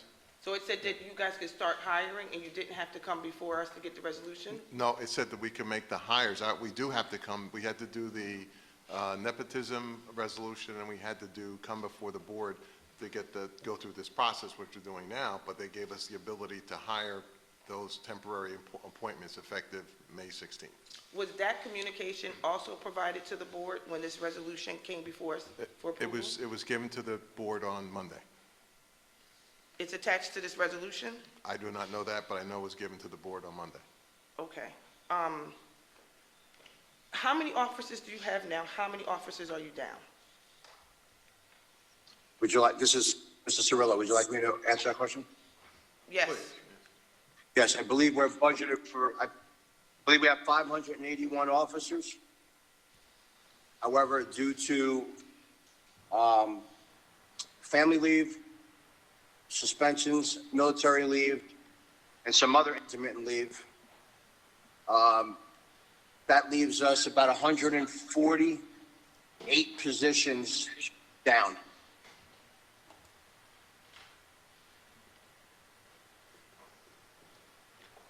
All right. If I may, Mr. President, Commissioner, what the board is getting at is that even though we have a approved TO of a number, because of other absences, we never have, if ever, have that actual force because people are on military leave, they're on FMLA, intermittent, whatever, so we don't have the full complement of officers because of, and that's what's causing much of the problem that we're experiencing now. One of the reasons why Essex, Hudson, and I believe it's Bergen are all looking for ways to get correctional officers on board quicker and more. Mr. President, so, I haven't had the benefit of reading this legislation that the governor signed into office, but I have concerns about it for a lot of different reasons. You know, historically, people who look like me were shut out of institutions and did not get access to come in to some of these places to be hired. And the fact that this legislation says that you set aside and don't have to hire from the civil service list, you just bring a resume and do some of those other things, you know, like, what assurances do we have that people are just not going to hire, you know, their friends and family? And I understand we have a nepotism policy, but, you know, people are people, right? So that's one of my concerns. But I also am equally concerned that you are down the number of men and women that you are, and that creates safety issues within the prison, right? So, Another concern is that I completely understand that the law may allow us to set aside and not do training for corrections officers for 9 months or up to a year, but that doesn't mean that we have to follow that. That is just our baseline. And given some of the things that's happened locally and some of the things that's happened nationally, perhaps this governing body need to have a conversation with the administration to come up with a better baseline on hiring men and women to work in our correction facilities. Perhaps maybe 3 months, 6 months, because then the other concern become, we invest time and energy into training these people, and then if we send them to the academy 6 to 9 months or that up to a year later, and we find out that they flunk out, we've wasted our resources on training a person that cannot continue in an institution when we need them. So I really don't know what the answer is, you know, support this, not support this, I really don't know. But I also don't like the fact that if the policy required, the legislation required you guys to get the resolution from us, I'm kind of have concerns that you're kind of leapfrogged over us. You know, we are a partnership and we all work together. A simple phone call to the president or our board attorney to say, hey, we're down 148 people. We desperately need some bodies because of safety concerns and operational needs for the inmates as well as the employees. We want everybody to be safe, to get home safe in that institution. And those are, you know, just the things that kind of just is making my antenna go up right now. So forgive me for being on a soapbox, but I'm kind of rubbed the wrong way with some of this right now. And if I may, Mr. President, I apologize, Commissioner, if what occurred appeared to be a disrespect of the Board of Commissioners. We clearly wanted to and are here to get permission to do what we're doing, and it may seem after the fact, but the bottom line is if the board voted no, then we have another, you know, that's still within your purview. But we wanted to get the process fast-tracked. We wanted to get the people hired for the very reasons that you said. We've got to get people stop working, you know, so many overtime hours. We've got to get more of a presence at the facility for those reasons. So again, I apologize to you, Mr. President, to the board, if it appears that we're trying to do something, you know, around. But again, we can't, because we can't proceed. If the board were to say we're not going to do this, then we have to fire these guys and I guess start all over. So and it is a team effort. Upon your suggestion, I think it probably would have been an idea or a good idea to call Mr. Ralavecchio, certainly call Mr. President and Vice President Parmaris to make you aware of it. Apologize, that's a good suggestion. I can assure you that it won't happen again. We're going to have to hire, you know, more people through this process, and hopefully it'll be smoother going forward. But it is it's a challenging time for everybody. And I think probably in our haste to do the right thing by the facility, we may have gone, we probably did not do right by the board and give the board due respect. So I apologize for that, but certainly was not intended to be that way. Mr. President, this is Warden Cirillo. May I just address some of those concerns? Sure. First, we understand the concerns. We share the same concerns. I just want to be clear. We're not down 140 positions. As a matter of fact, we're probably one of the few facilities that had more staff rather than less. At one time, very recently, we had, I believe, 596 officers. I just want to be clear that we have hired enough, but 150 of those individuals, according to their current status, either come to work 4 hours late or not at all, because federal law allows them to. So your concerns are, I agree with them because we have the same concerns. Your other concern, ma'am, with regard to hiring people and potentially wasting time and money on people that will not be successful in completing the academy is well taken. Currently, the PTC has just submitted legislation regarding licensing of all law enforcement. Right now, law enforcement is certified, which means that someone can get fired from Essex County Jail for a multitude of reasons, and they could go work someplace else as long as we allow them to resign. Licensing will prohibit that, much like a driver's license. What that means in terms of your concern with regard to people completing the academy, the licensing will require the person to go to the police academy before they could work 1 day on the job. Now, the legislation, from what I understand, is going to take at least a year to pass, but your concerns are most people within the law enforcement community's concerns. Thank you. Commissioner Mercado. Mr. President, I too, I have some concerns on both sides because, and then for me, following protocol is very important, following legislation, but also the need to protect the facility and the staffing requirements necessary to operate is of critical importance as well. So for me, I have to weigh, in which one, where's the balance at? And I've come, from my background in public safety, public safety is paramount to everything that one does in a correctional setting type of unit. So while the administration hired on the 16th, correct? Yes, sir. And received waiver this week, yesterday, today, and Monday. 23rd. The 23rd. For the 16th. Which allows them to backdate it for the 16th. Doesn't negate the fact that the board was not considered prior to that, and which is critically important for us to consider.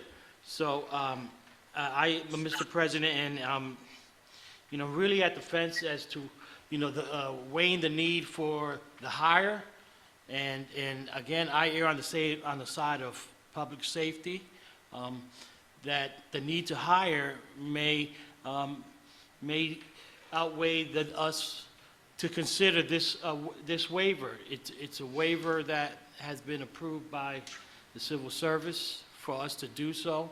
It was probably not the best practice by the administration to go the route that they have gone. And in light of that, really take into consideration in the future, considering this body, bringing things before this body before taking action on those. Now, if we do take an action, what happens if we don't take an action? So taking an action today, will the delay, what's the impact of a delay action today to the county facility? And how does this body weigh that?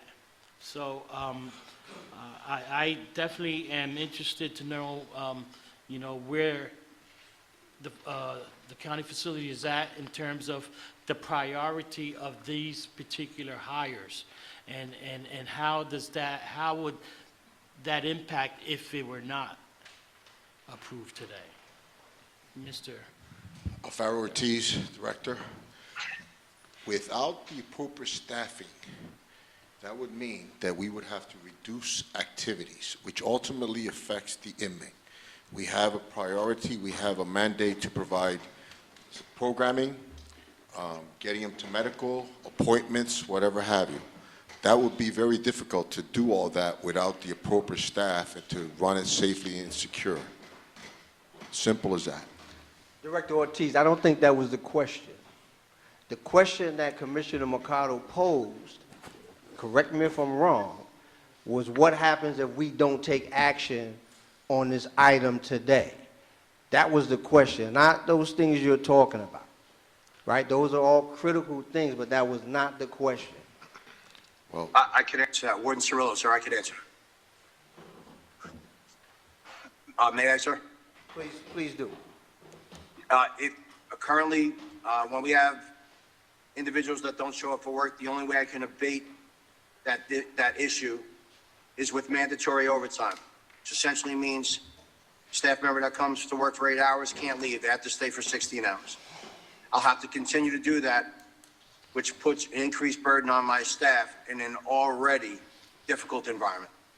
Warden Cirillo, I don't think that Yes, sir. was the question. The question was, not if we don't pass this at all. The question was, what happens if we don't act on it today? There's another fired the meeting staff. on the 8th. So if it doesn't pass today, you have to fire the staff? Yes, sir. I need a legal opinion on that. Where's Corporation Counsel or somebody? Mr. Barvecchio, you may correct me if I'm wrong, but I think for part of that, would that not have to be done in executive? Yeah. If we're going to talk about hiring and firing, we should do that in the executive session. But listen, I'm basing this on about an hour's worth of research and reading this. Looks like these are temporary appointments that you can make for a period. Temporary positions established for a period not more than 6 months in a 12-month period, right? So I don't know that, at least according to what I'm reading, that was part of the backup, that they would have to be fired. They would have to be fired immediately. That's not what I'm reading here. Exactly. So that's why what Warden Cirillo is saying doesn't compute. Mr. McInerney. Just logically, I mean, we haven't approved it now, and those people have been hired. And they're hired. Right, so I mean, if we don't approve it, what's the difference? Yeah. Well, if that's the argument, then it begs the question, why are we going through this process? That's our question. You already hired the people. No, but the question was if they're going to, my point is, if we're saying that the people are already hired. Correct. I'm trying to make sure I understand what you're saying. You're saying that people would have to be fired. Right. Because we are not approving this resolution at this point in time, just assume. Correct. So the people are still working there now without our approval. But now, if the board then comes in and says that we will not allow you to hire people in this way, then, which we did hire the people in that way, given the approval of the Civil Service Commission to hire them. We got permission from the Civil Service Commission to hire them the way that we did.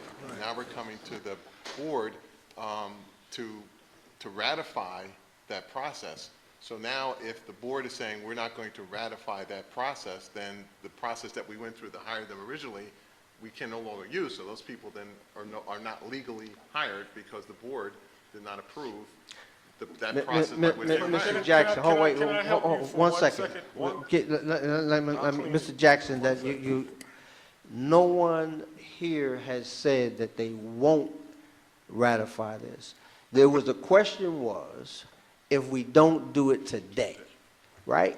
There's another meeting on June 8th.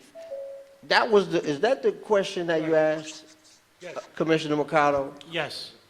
It was a clear question. If it's not done today, Warden Cirillo said we would have to fire everybody immediately, right? That's what I said, sir. Yes, sir. Our attorney, Michael Paulavecchio, said that's not what he's reading in the legislation. That's not what it reads. So you're saying that why are we going through this process if the board rejects it, that they're going to be terminated? No one said we're going to reject it. The only question that was asked, if it's not done today, And that's what we need clarification on. So. Not that, it may be pushed to the 8th. I don't know. So with those, Mr. President, if I may? Sure. Are you suggesting those people would remain employed? They're already employed without us. Understood. Yeah. But I'm saying, are you suggesting, saying That's that what those- our attorney said he's reading. What I'm saying is, ultimately, you have to, I've learned, but some part, what do they say, don't keep fighting yes, so. I'm good. So this I says think you have a temporary position. Ultimately, the governing body has to approve the method of hiring. It has to happen. And I hear your point on that. This can't linger for years and years, can't linger more than a couple of months like this. Correct. But Warden Cirillo said they would have to be terminated immediately. And that we reject because based on what our attorney is reading, doesn't follow that. It doesn't support that. Unless the board voted down a resolution. Unless we voted it down, then you would have to terminate them immediately. Not if we don't do it today. Commissioner Gill. Oh, I'm sorry, Commissioner Johnson. I apologize. Well, you just kind of summed up what I was going to say is that. I figured that. You know, why did you jump in front of me this time? But anyway, it's not being said that we're not going to vote on that. I understand the issues and some of the things that we're having at that position. We get it all the time. Myself and Cooper, we've been getting a lot of it. And we were talking about bringing another meeting together to see what we can do to help those inmates and the guards and the correction officers that are there, because it's a dangerous situation. So we would not vote on this. But the cart was put before the horse. But we need to put the horse back where the cart, in back of the cart, and let's let it roll the way it's supposed to roll. That's all we're looking at. So if they're saying, let's move it to the next meeting, what kind of effect would it really have? What is that? A week or so away? 2 weeks away? Is that going to harm anything if they're already working? No. Commissioner Gill. Thank you, Mr. President. I actually wanted to take a step back, and again, I do want to put, again, my concerns on the record that I think some of these are legal questions and that our county council should be speaking to these questions. Agreed. And secondly, I'm reading the legislation, so right now for the first time, and my question is, again, in terms of the order of this, have we violated, I understand we have the waiver, but the enabling bill, this bill was passed, and this is about based on 15 minutes of research, this bill was passed unanimously, flew through on the last day of the legislative session, January 10th of this year. So somebody needed this, I guess, somebody needed this bill. Very, very, very, doesn't happen very often in Trenton, that something comes out of the state Senate without one person who voted against it. I do share some concerns with Commissioner Cooper that I'm a little puzzled as to why this legislation was put together in the way that would circumvent the civil service process as a person who supports labor. But this is the legislation. The legislation in front of me says a county correctional facility may hire a person exempt from the requirement to take an examination for an entry-level county correctional police officer position pursuant to subsection A of this section upon adoption of an ordinance or resolution by the governing body. So that says to me, that says to me that we are in violation of the enabling legislation. Now, I don't understand the civil service ruled on this and gave you a waiver, but what I'm trying to understand legally is how could the civil service have given us a waiver if we, to hire these people, and how could these people have been hired if we didn't have first mover status? I got the idea. These people are hired. We need them. Got it. I just want to make sure, and I'd like to hear from someone on the administration side say that we are in compliance with the law the way that we are doing this. That's the question. Is the administration here telling us that we're in complete compliance with the law, with the Senate, with the state legislation, what the Civil Service Commission has done? Have we done our due diligence? Because the whole thing to me just seems a tad rushed, and I'm concerned for all of us that we're not in compliance with the law. Thank you, Commissioner Gill. I can say simply that the Civil Service Commission heard the same arguments that were raised here this evening in public comment. The police, the PBA made the same arguments in front of the Board of Commissioners, and the conclusion of the commission is initially the commission acknowledges the concerns of the association, the PBA.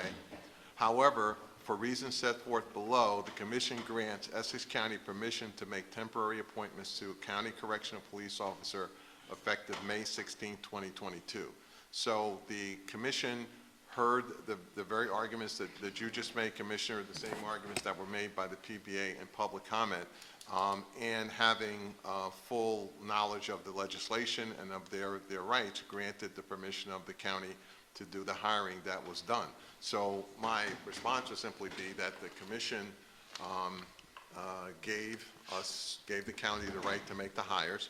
I think the question would be perhaps addressed to the commission about their ability to make that decision, but they gave us the right to do it, and that I'd simply leave it there, that the commission, considering all the factors we just raised, gave us permission to do the hires.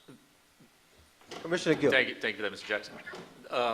Has the Civil Service promulgated the rules, additional rules do we know if the Civil Service has promulgated additional rules that's called for in the legislation?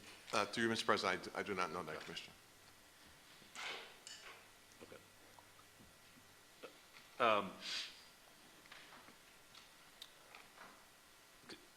So the Civil Service is a state authority, right, or a state commission with appointees. And through you, Mr. President, I'm just trying to understand it again, because it was, take your time. It was, I'm not trying to have us go through Civics 101, but I just want to make sure I'm understanding. That's a state commission, probably advice and consent, so that they have a board. That board has its own council.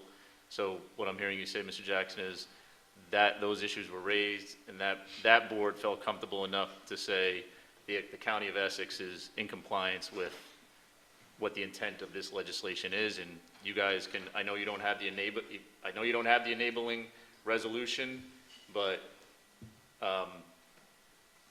did we communicate during that? That was a hearing.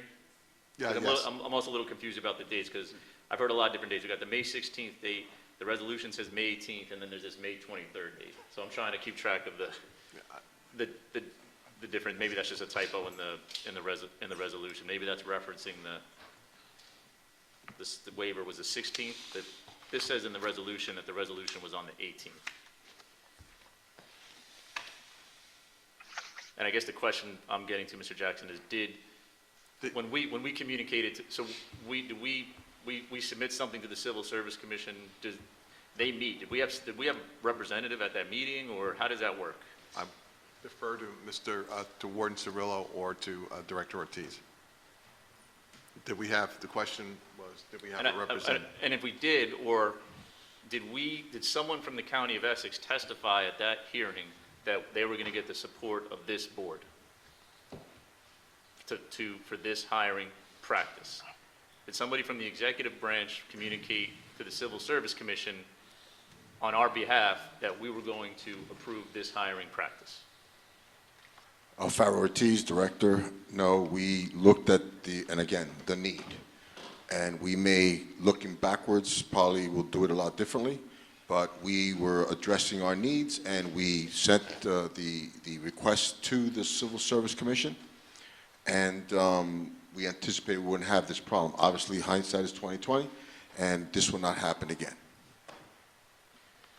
Just through you, Mr. President, and Mr. Ortiz, I'm not in any way saying that's the fault of the administration. I guess what I'm just trying to understand is, did anybody even at the Civil Service Commission raise the issue that you didn't have the support resolution from the governing body, or is it not a support resolution? It says upon, can you do this unilaterally?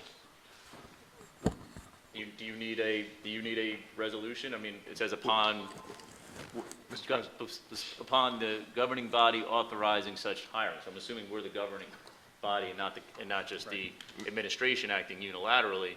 But if somebody, I have to believe somebody in the civil service said, where's the resolution from the Board of Commissioners?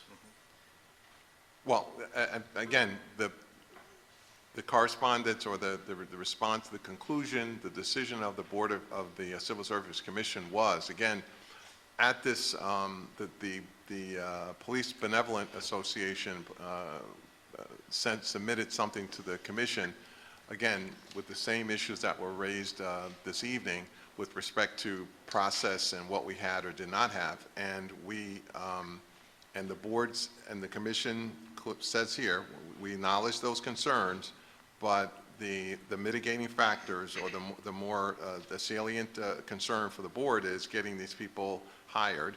And so we're giving you the ability to hire people effective May 16th. And I can't state whether or not whether we said to the commission at the time that we were going to get it, but our intent certainly was to get the permission from the board to hire in this way, and also to get the requisite nepotism policy in place as well. So that was the two-step. But all those issues that you're raising, Commissioner, and that Mr. Troisi raised earlier this evening were considered or factored into the conclusion and the decision made by the Civil Service Commission. That's Just fine through you, Mr. President. I mean, it just, to me, and it's almost, there's almost a separate issue, because there's the issue that are being raised about the fact that we need these officers are already hired, whether that's good policy or not, that's a whole separate, in my opinion, something that maybe could be explored further. Then there's the issue of the Civil Service Commission actually giving this waiver and not necessarily following their own process. So now we're in the position to come back to Commissioner Johnson, the cart and the horse. Like, we got a bunch of guys that work for us that we already hired. Whether we pass this resolution or not tonight, to me now is becoming a moot point, because those folks are needed, and you want to put them through, and we have conflicting testimony on whether, even if we take action on this tonight, whether or not those officers would even be able to continue.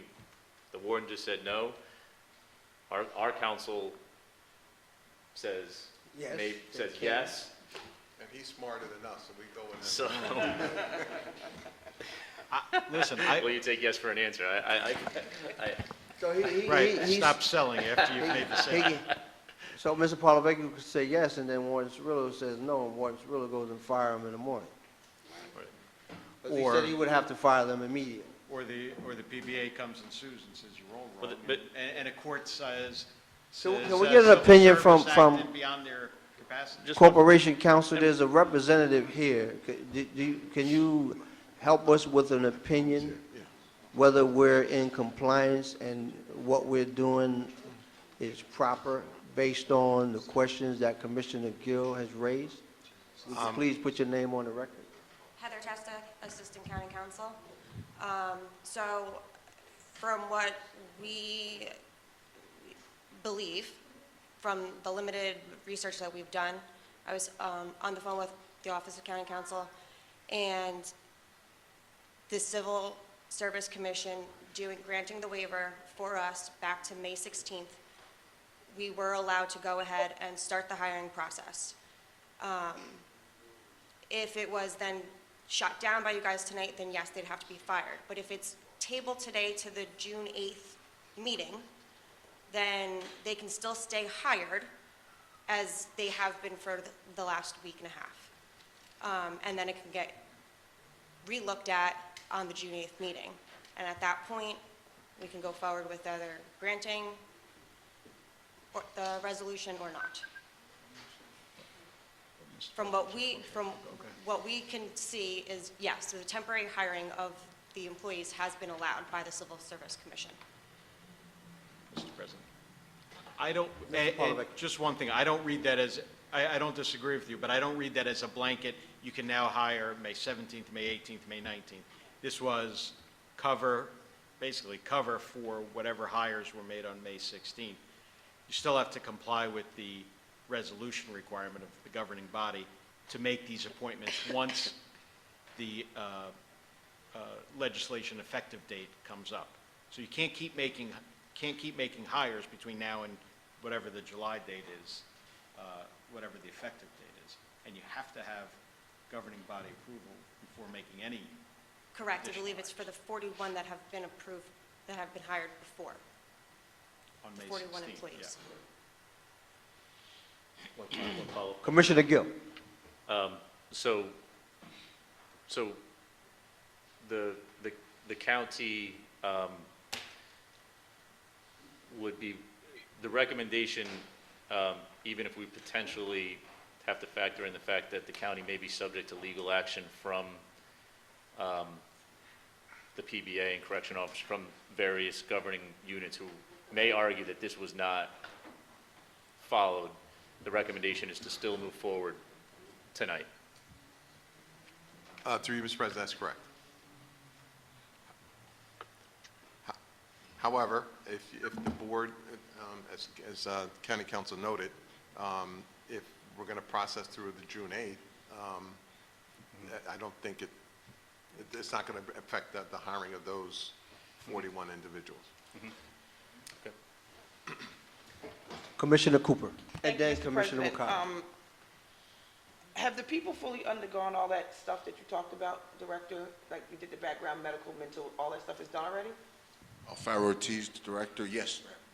And then, interesting, just listening to Commissioner Gill read the law, this doesn't sound like it's a free-for-all. It sounds like there was some exemptions for people who could not take the test for whatever reason. So I would love to know, going forward, after the board does approve this, is there like a stated criteria for people who would be able to come through this process, you know, around the civil service list? Thank you. Director Ortiz, I'm referring to Warden Cirillo because he manages this on a day-to-day basis. I tend to agree with you that there is a process. Warden Cirillo, can you respond? Yes, sir. Yes, sir. Warden Cirillo, the process, the hiring process is essentially the same with the exception of identifying candidates from a list. So the same criteria is used. There's a test, written test, psychological, medical, and your analysis requirement. I'm not sure if that answers your questions, ma'am. It did not, Warden. And again, forgive me, I haven't had the benefit of reading the full legislation, just the soundbite that Commissioner Gill read today. It talked about people being able to go through this process that was exempt from taking the civil service list. So it tells me it's a reason why these people couldn't sit for this examination in order to come through this process.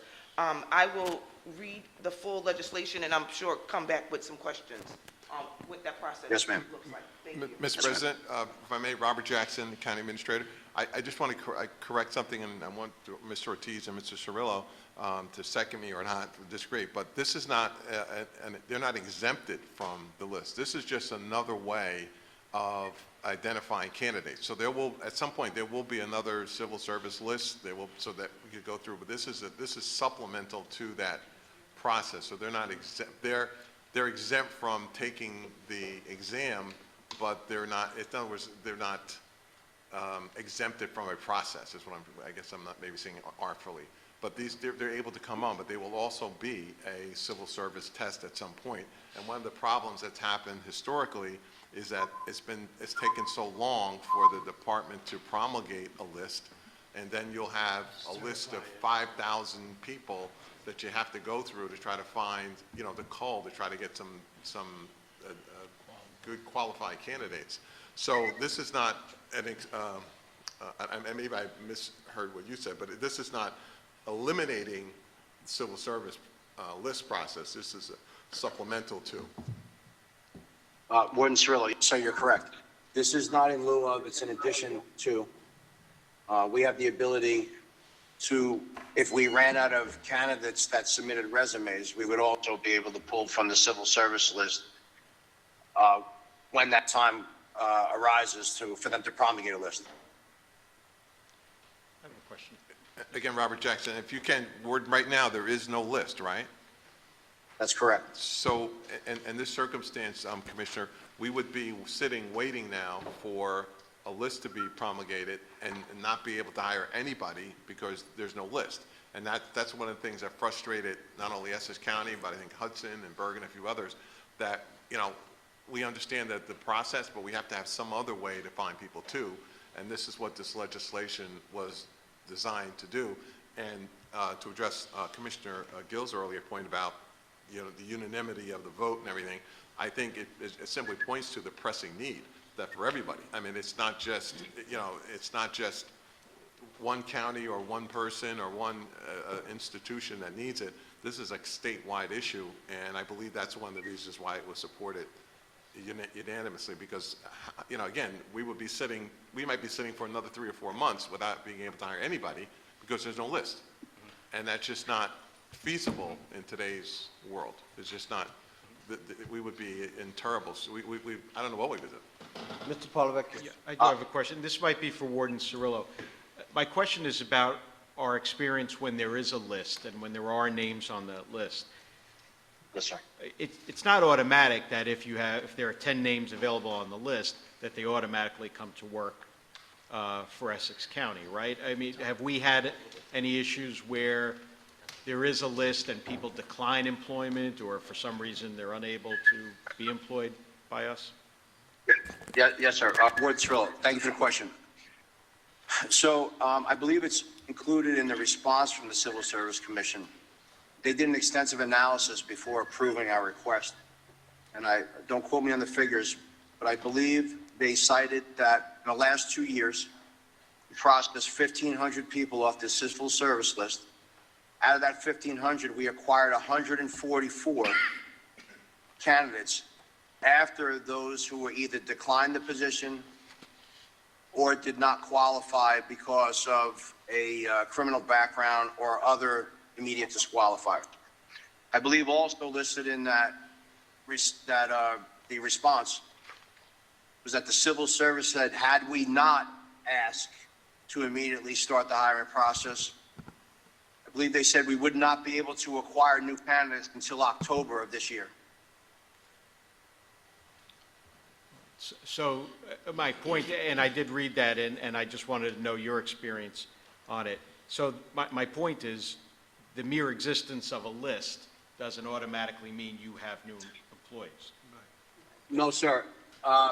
We get lists in 500 name intervals, and historically, out of 500 people, more than half will simply not show up for phase 1 of the hiring process, which is the application phase. By the time we're done at that 500, we will have 30 or 40 candidates identified. Out of those 30 or 40, we may be successful in about 28 to 25 completing the academy. And that's a 4-month process. Thank you. You're welcome. Commissioners, any other questions or comments? Mr. President, Commissioner Mercado. Just want to make a comment more than anything, and we've discussed this in some detail. And so where we're at now is that the administration has, interviewed, hired 41 individuals to work at the facility, and there's a concern about the process, which we are very concerned about. Want to make sure that the protocols are adhered to, the statutes are followed, and then again, they're already working for us, and they're needed to work and at the facility. And at this point, whether we wait or delay it 2 more weeks, I don't see the need to delay it 2 more weeks. I think we've already discussed it, we already know where we're at, we already know the mistakes that are made, you know, and if there's any other ramifications legally, then that'll take its course, you know, when that is looked at. But for the work that we need to get done today, I think, you know, moving it forward and allowing the administration to continue with the 41 that they have, and hopefully they will all get to the academy, and hopefully they'll all, you know, graduate. We know that history says that they're all not going to graduate because some are going to not make, you know, for whatever reasons, they are not going to be able to complete that whole process. But numbers are important, and I think we should just move forward and let's vote on it tonight. And I am urging my colleagues to vote in the affirmative. Thank you. Mr. President? Commissioner Cooper. Thank you. I happen to agree with Commissioner Mercado. Mr. Jackson's comment talking about the list, I completely forgot about the frustrations of my prior employment, prior jobs with hiring off those lists. You get those 500 names and maybe only 50 of them may work out. So I understand that frustration. I appreciate that the administration recognized that they did put the cart before the horse, as Commissioner Johnson said, but delaying this for 2 weeks does what for any of this?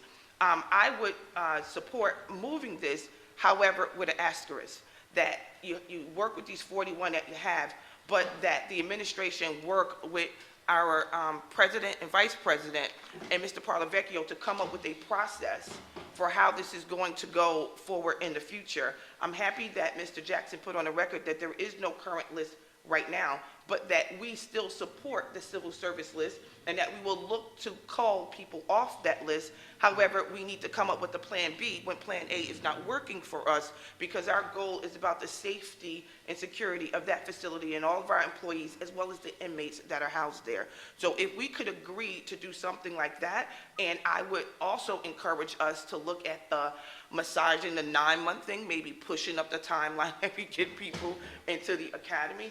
If we could, you know, through our collective partnership, we have a great working relationship. If we could do something like that, I know I would support this tonight. Let's move it. It makes no sense to delay it. The 41 people are already here. Thank you, Commissioner Cooper and Commissioner Mercado. So if there are no more questions or comments, do I have a mover and a second? I'll move it. I'll second it. Moved by Commissioner Mercado, second by Commissioner Cooper.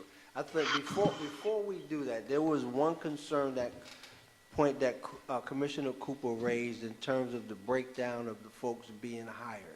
She was concerned that folks who look like her may not get a proper opportunity. So what I'd like to do is attach the passing of this resolution with a breakdown of who's being hired out of this 41. What are their ethnicities, who are they, and where are they from, the usual things that we need. That's a condition of passing this. Moved by Commissioner Mercado, second by Commissioner Cooper. Roll call, Madam Clerk. Commissioner Cooper. Yes. Commissioner Gill. Yes. Commissioner Graham. Yes. Commissioner Johnson. Yes. Commissioner Luciano. Absent. Commissioner Mercado. Yes. Commissioner Vice President Pomares. Absent. Commissioner Siebel. Yes. Commissioner President Richardson. Yes. Thank you, members of the board, appreciate it. Okay, Madam Clerk, let's move to resolutions 22 to 35, which are all commendations and in memoriams, proclamation resolutions, and they will be read into the record at a later time. Commissioner Graham? Yes, can I please be added to number 28? To number what? 28, Yes. thank you. 28. Yes, ma'am. Commissioner Siebel? A number of things I'd like to suggest. Perhaps number 28 can be by acclamation. Sure. Also, number 31, for the father of our former governor, Jim McGreevey, perhaps that could be by acclamation. Yes, I'll do that. Sure. And also, I'd like to be included on number 14 for the licensing program for the statewide police, and perhaps that could be by acclamation. What, number what? 34. Number 34. Grace, I didn't have 14. I know, I'm looking for. I was looking for 14. No, And I know I read 22. I said 34. Did I say 14? Yeah, we do it by acclamation. Oh, then that was my mistake, I'm sorry. I meant 28, 31, and 34. Thank you, Commissioner Sebo. I guess I saw 34, I thought I missed the 3. Roll call, Madam Clerk. I need a mover in a second. I'll move it. Moved by Commissioner Sebo, second by Commissioner Graham. Roll call, Madam Clerk. Commissioner Siebel. Yes. Commissioner Vice President Pomares, absent. Commissioner Mercado. Yes. Commissioner Luciano, absent. Commissioner Johnson. Yes. Commissioner Graham. Yes. Commissioner Gill. Yes. Commissioner Cooper. Yes. Commissioner President Richardson. Yes. So moved. Thank you, Madam Clerk. Let's move to report of board committees. Commissioners, do we have any reports? Any legislative reports? Any written communications? Any unfinished business? Any new business? Okay, in that case, let's move to public comment session. If there is any member of the public who would like to comment on any matter, please come to the microphone, state your name, address, and affiliation for the record. You will have 3 minutes to speak.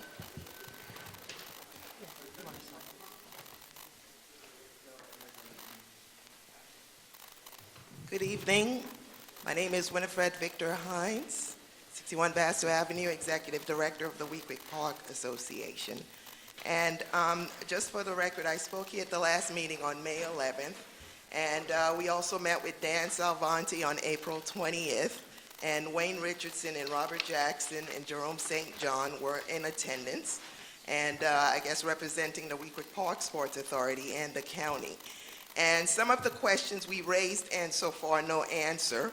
Why is the county of Essex subsidizing the Freeman's family business with taxpayers' money? Why did the county of Essex allow the Weequahic Park Sports Authority to include only Douglas Freeman, his wife Joy Freeman, and business associate Edward Wadood, now deceased, as the only board members in their partnership agreement? We see a similarity between a pattern of an oppressive white system attempting to erase the legacy of accomplishments by an African-American institution by enlisting the help of another less capable and less reputable African-American organization to get rid of the more prominent institution. Unfortunately, the county was also negligent and committed a breach of fiduciary duty by putting the misguided interests of the WPSA over the WPA's partnership agreement. So the WPSA is guilty of tortious interference. The county thus failed to act in the best interest of the partnership between the Weequahic Park Association and the county, also a clear example of dereliction of duty and of tortious conduct, because they allowed the WPSA to interfere with the WPA's partnership agreement.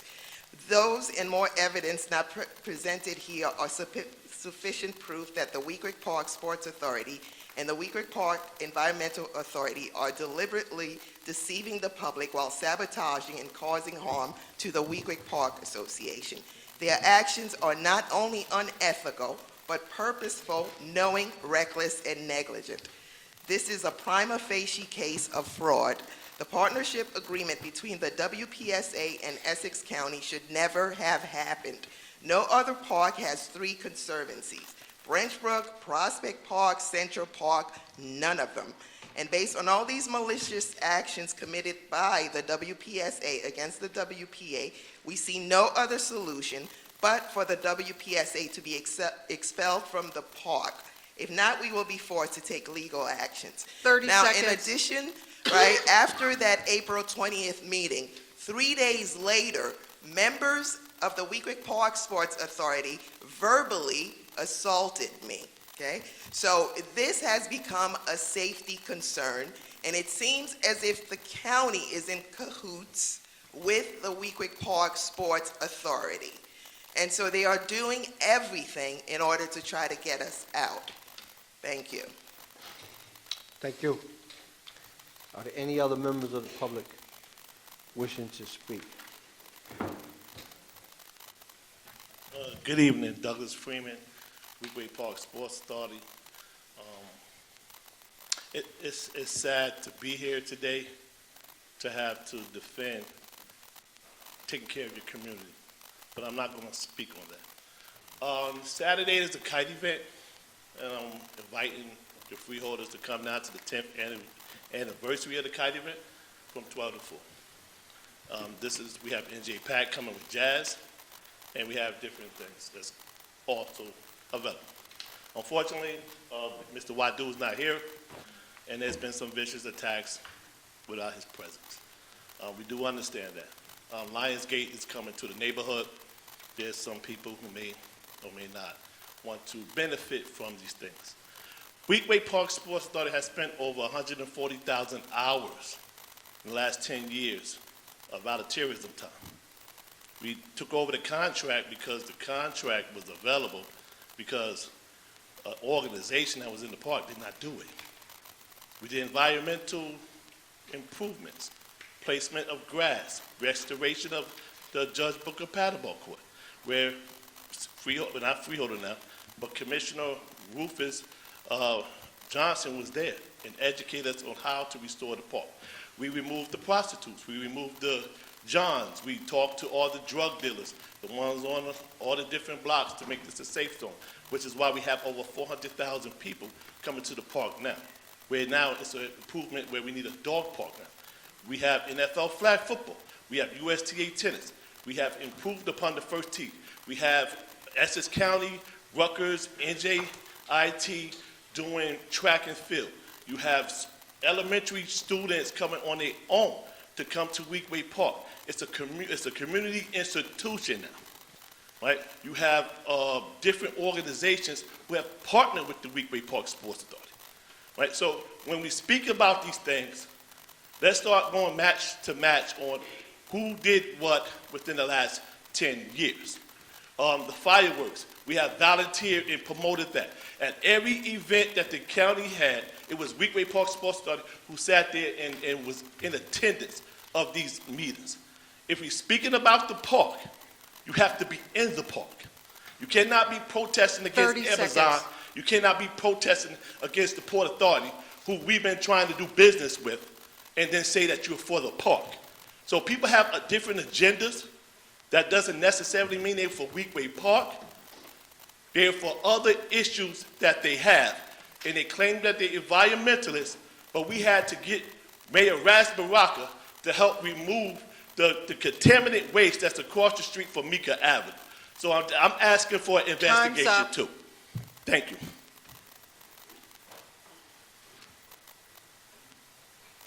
Are there any other members of the public wishing to speak? Please come to the mic. You have 3 minutes to speak. Good evening, Essex County Board of Commissioners. I'm Maggie Freeman. I'm here as just Maggie Freeman. When I came to Weequahic Park back in 2011, I came with a flyer in my son's book bag to a golf course that I didn't know existed in my community. That, in turn, inspired me and my family to get involved. We met elders such as Ed Wadu and Carl Sharif and so many others, Mutzi or Feldman Middleton.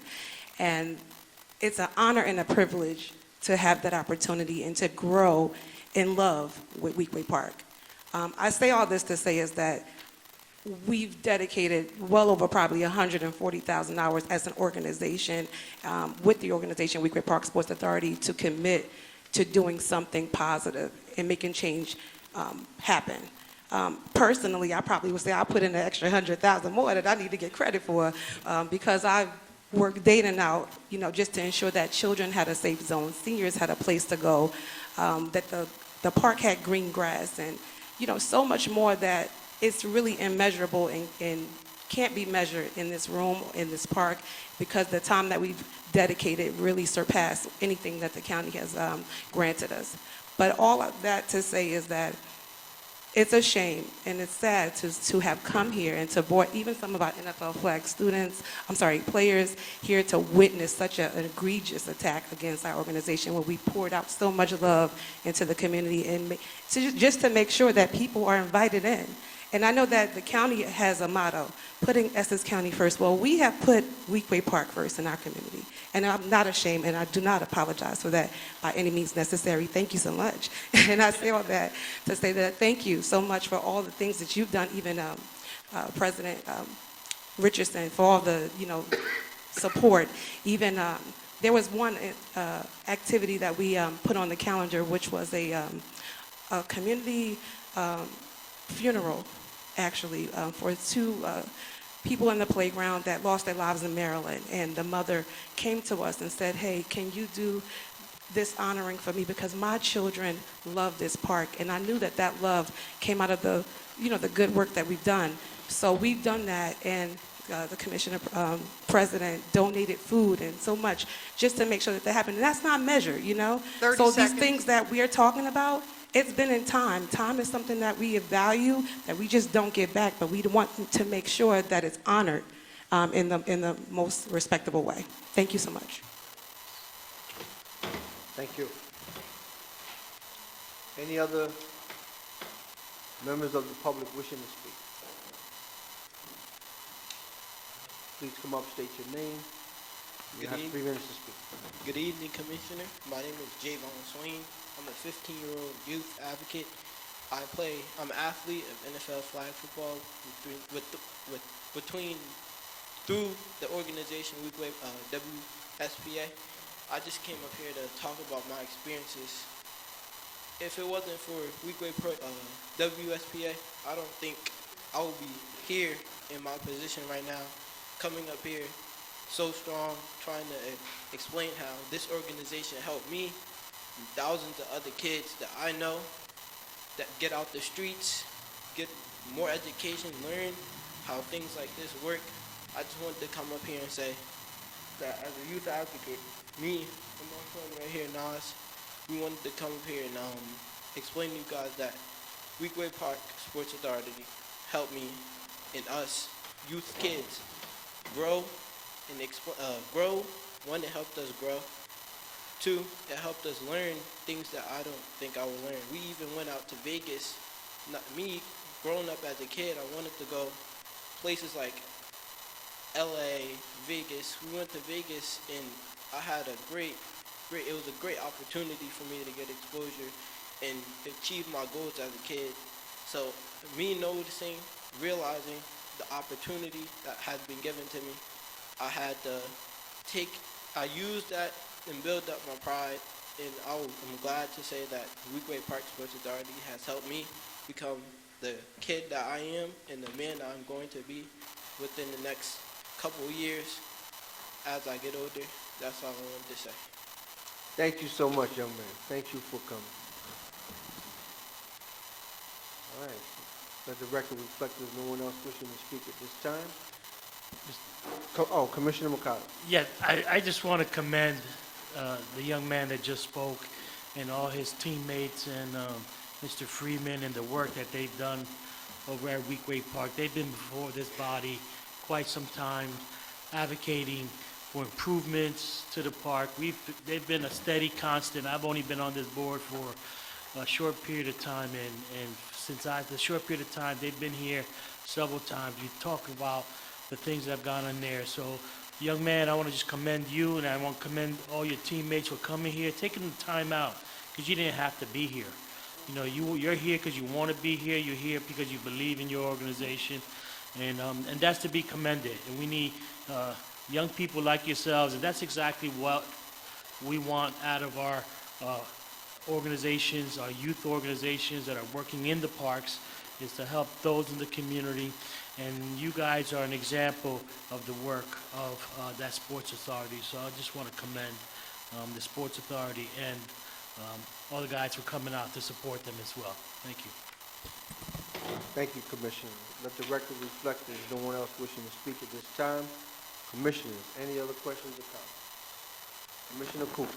Thank you, Mr. President. I too want to echo Commissioner Mercado's comments about the young man coming up to speak. Well, I'm proud of you. Keep up that good work and keep participating in the program. I just have a question, a request for Mr. Jackson. I need to know, how do we address when you drive up, when I go up Central Avenue, you know the street lights, if someone knocked one down, you have the old leftover electrical conduits that was left over, still going up several places along Central Avenue.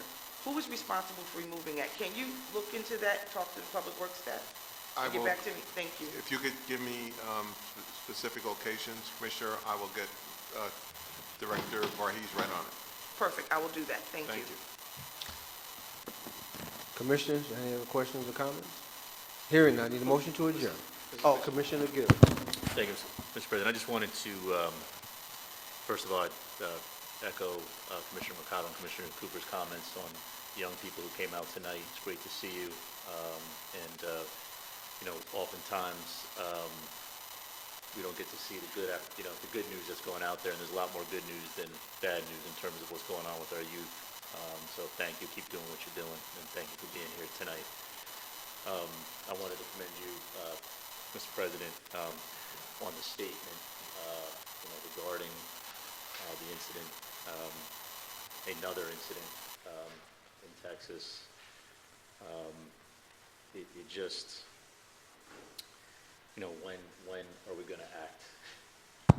When are we going to act? And, I can remember my early days on this board, when then Councilman Baraka came before us to say that we had a public health crisis in this county with gun violence and in this state.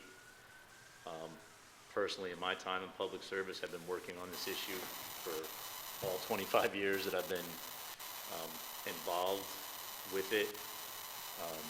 Almost, I think every board member is a parent. When I dropped my 10-year-old off this morning at school, there were two armed, full uniform police officers, and she started to cry when she saw that, not because she had full awareness of the event, because she thought something had happened. And this is not to make this about me in any way. It's just felt the need to say, like, when, we're hurting, and when are we going to do something? When are we going to do something? Because, thoughts and prayers without action are not worth a lot. And I say that respectfully to anyone who's a person of faith. Our condolences to what just happened in Buffalo. These kids, those teachers, the people who will die, tonight on streets all over this country, who you will not read about, who national news will not cover. Some of it will be right here in our own county, guaranteed, in cities all across our state. So, I'm sorry for the rambling, but it just, what are we going to do? We need to do something, I know everyone here is committed to that, so I'll keep that pressure on our decision makers to do that, to take that action. 'Cause it cannot go on like this. So, thank you, Mr. President. Thank you, Commissioner Gill. You're absolutely right. It's not sustainable. We're going to have to come together as a nation, as people, as Americans, and stand together and do something about the senseless murder of innocent people and senseless violence. And we're the only country on the planet that has more guns than people. It makes no sense. And I'm not advocating taking somebody's gun who's a hunter, but what do you need 5,000 rounds of ammunition for? What are you hunting? What do you need an AR-15 for, Uzi or machine gun? To do what? What are you hunting? Just makes no sense. Commissioner Sebo. Briefly, your statement was excellent, and I'm very happy you read it at the beginning of the meeting, so all those who watched this meeting can hear it. and listen to what you had to say, because you truly represented not only yourself, but all of us in terms of how we feel about this situation right now in this country. Thank you, President. Thank you, Commissioner, for your support, as always. Motion to adjourn. So moved. So moved. All in favor?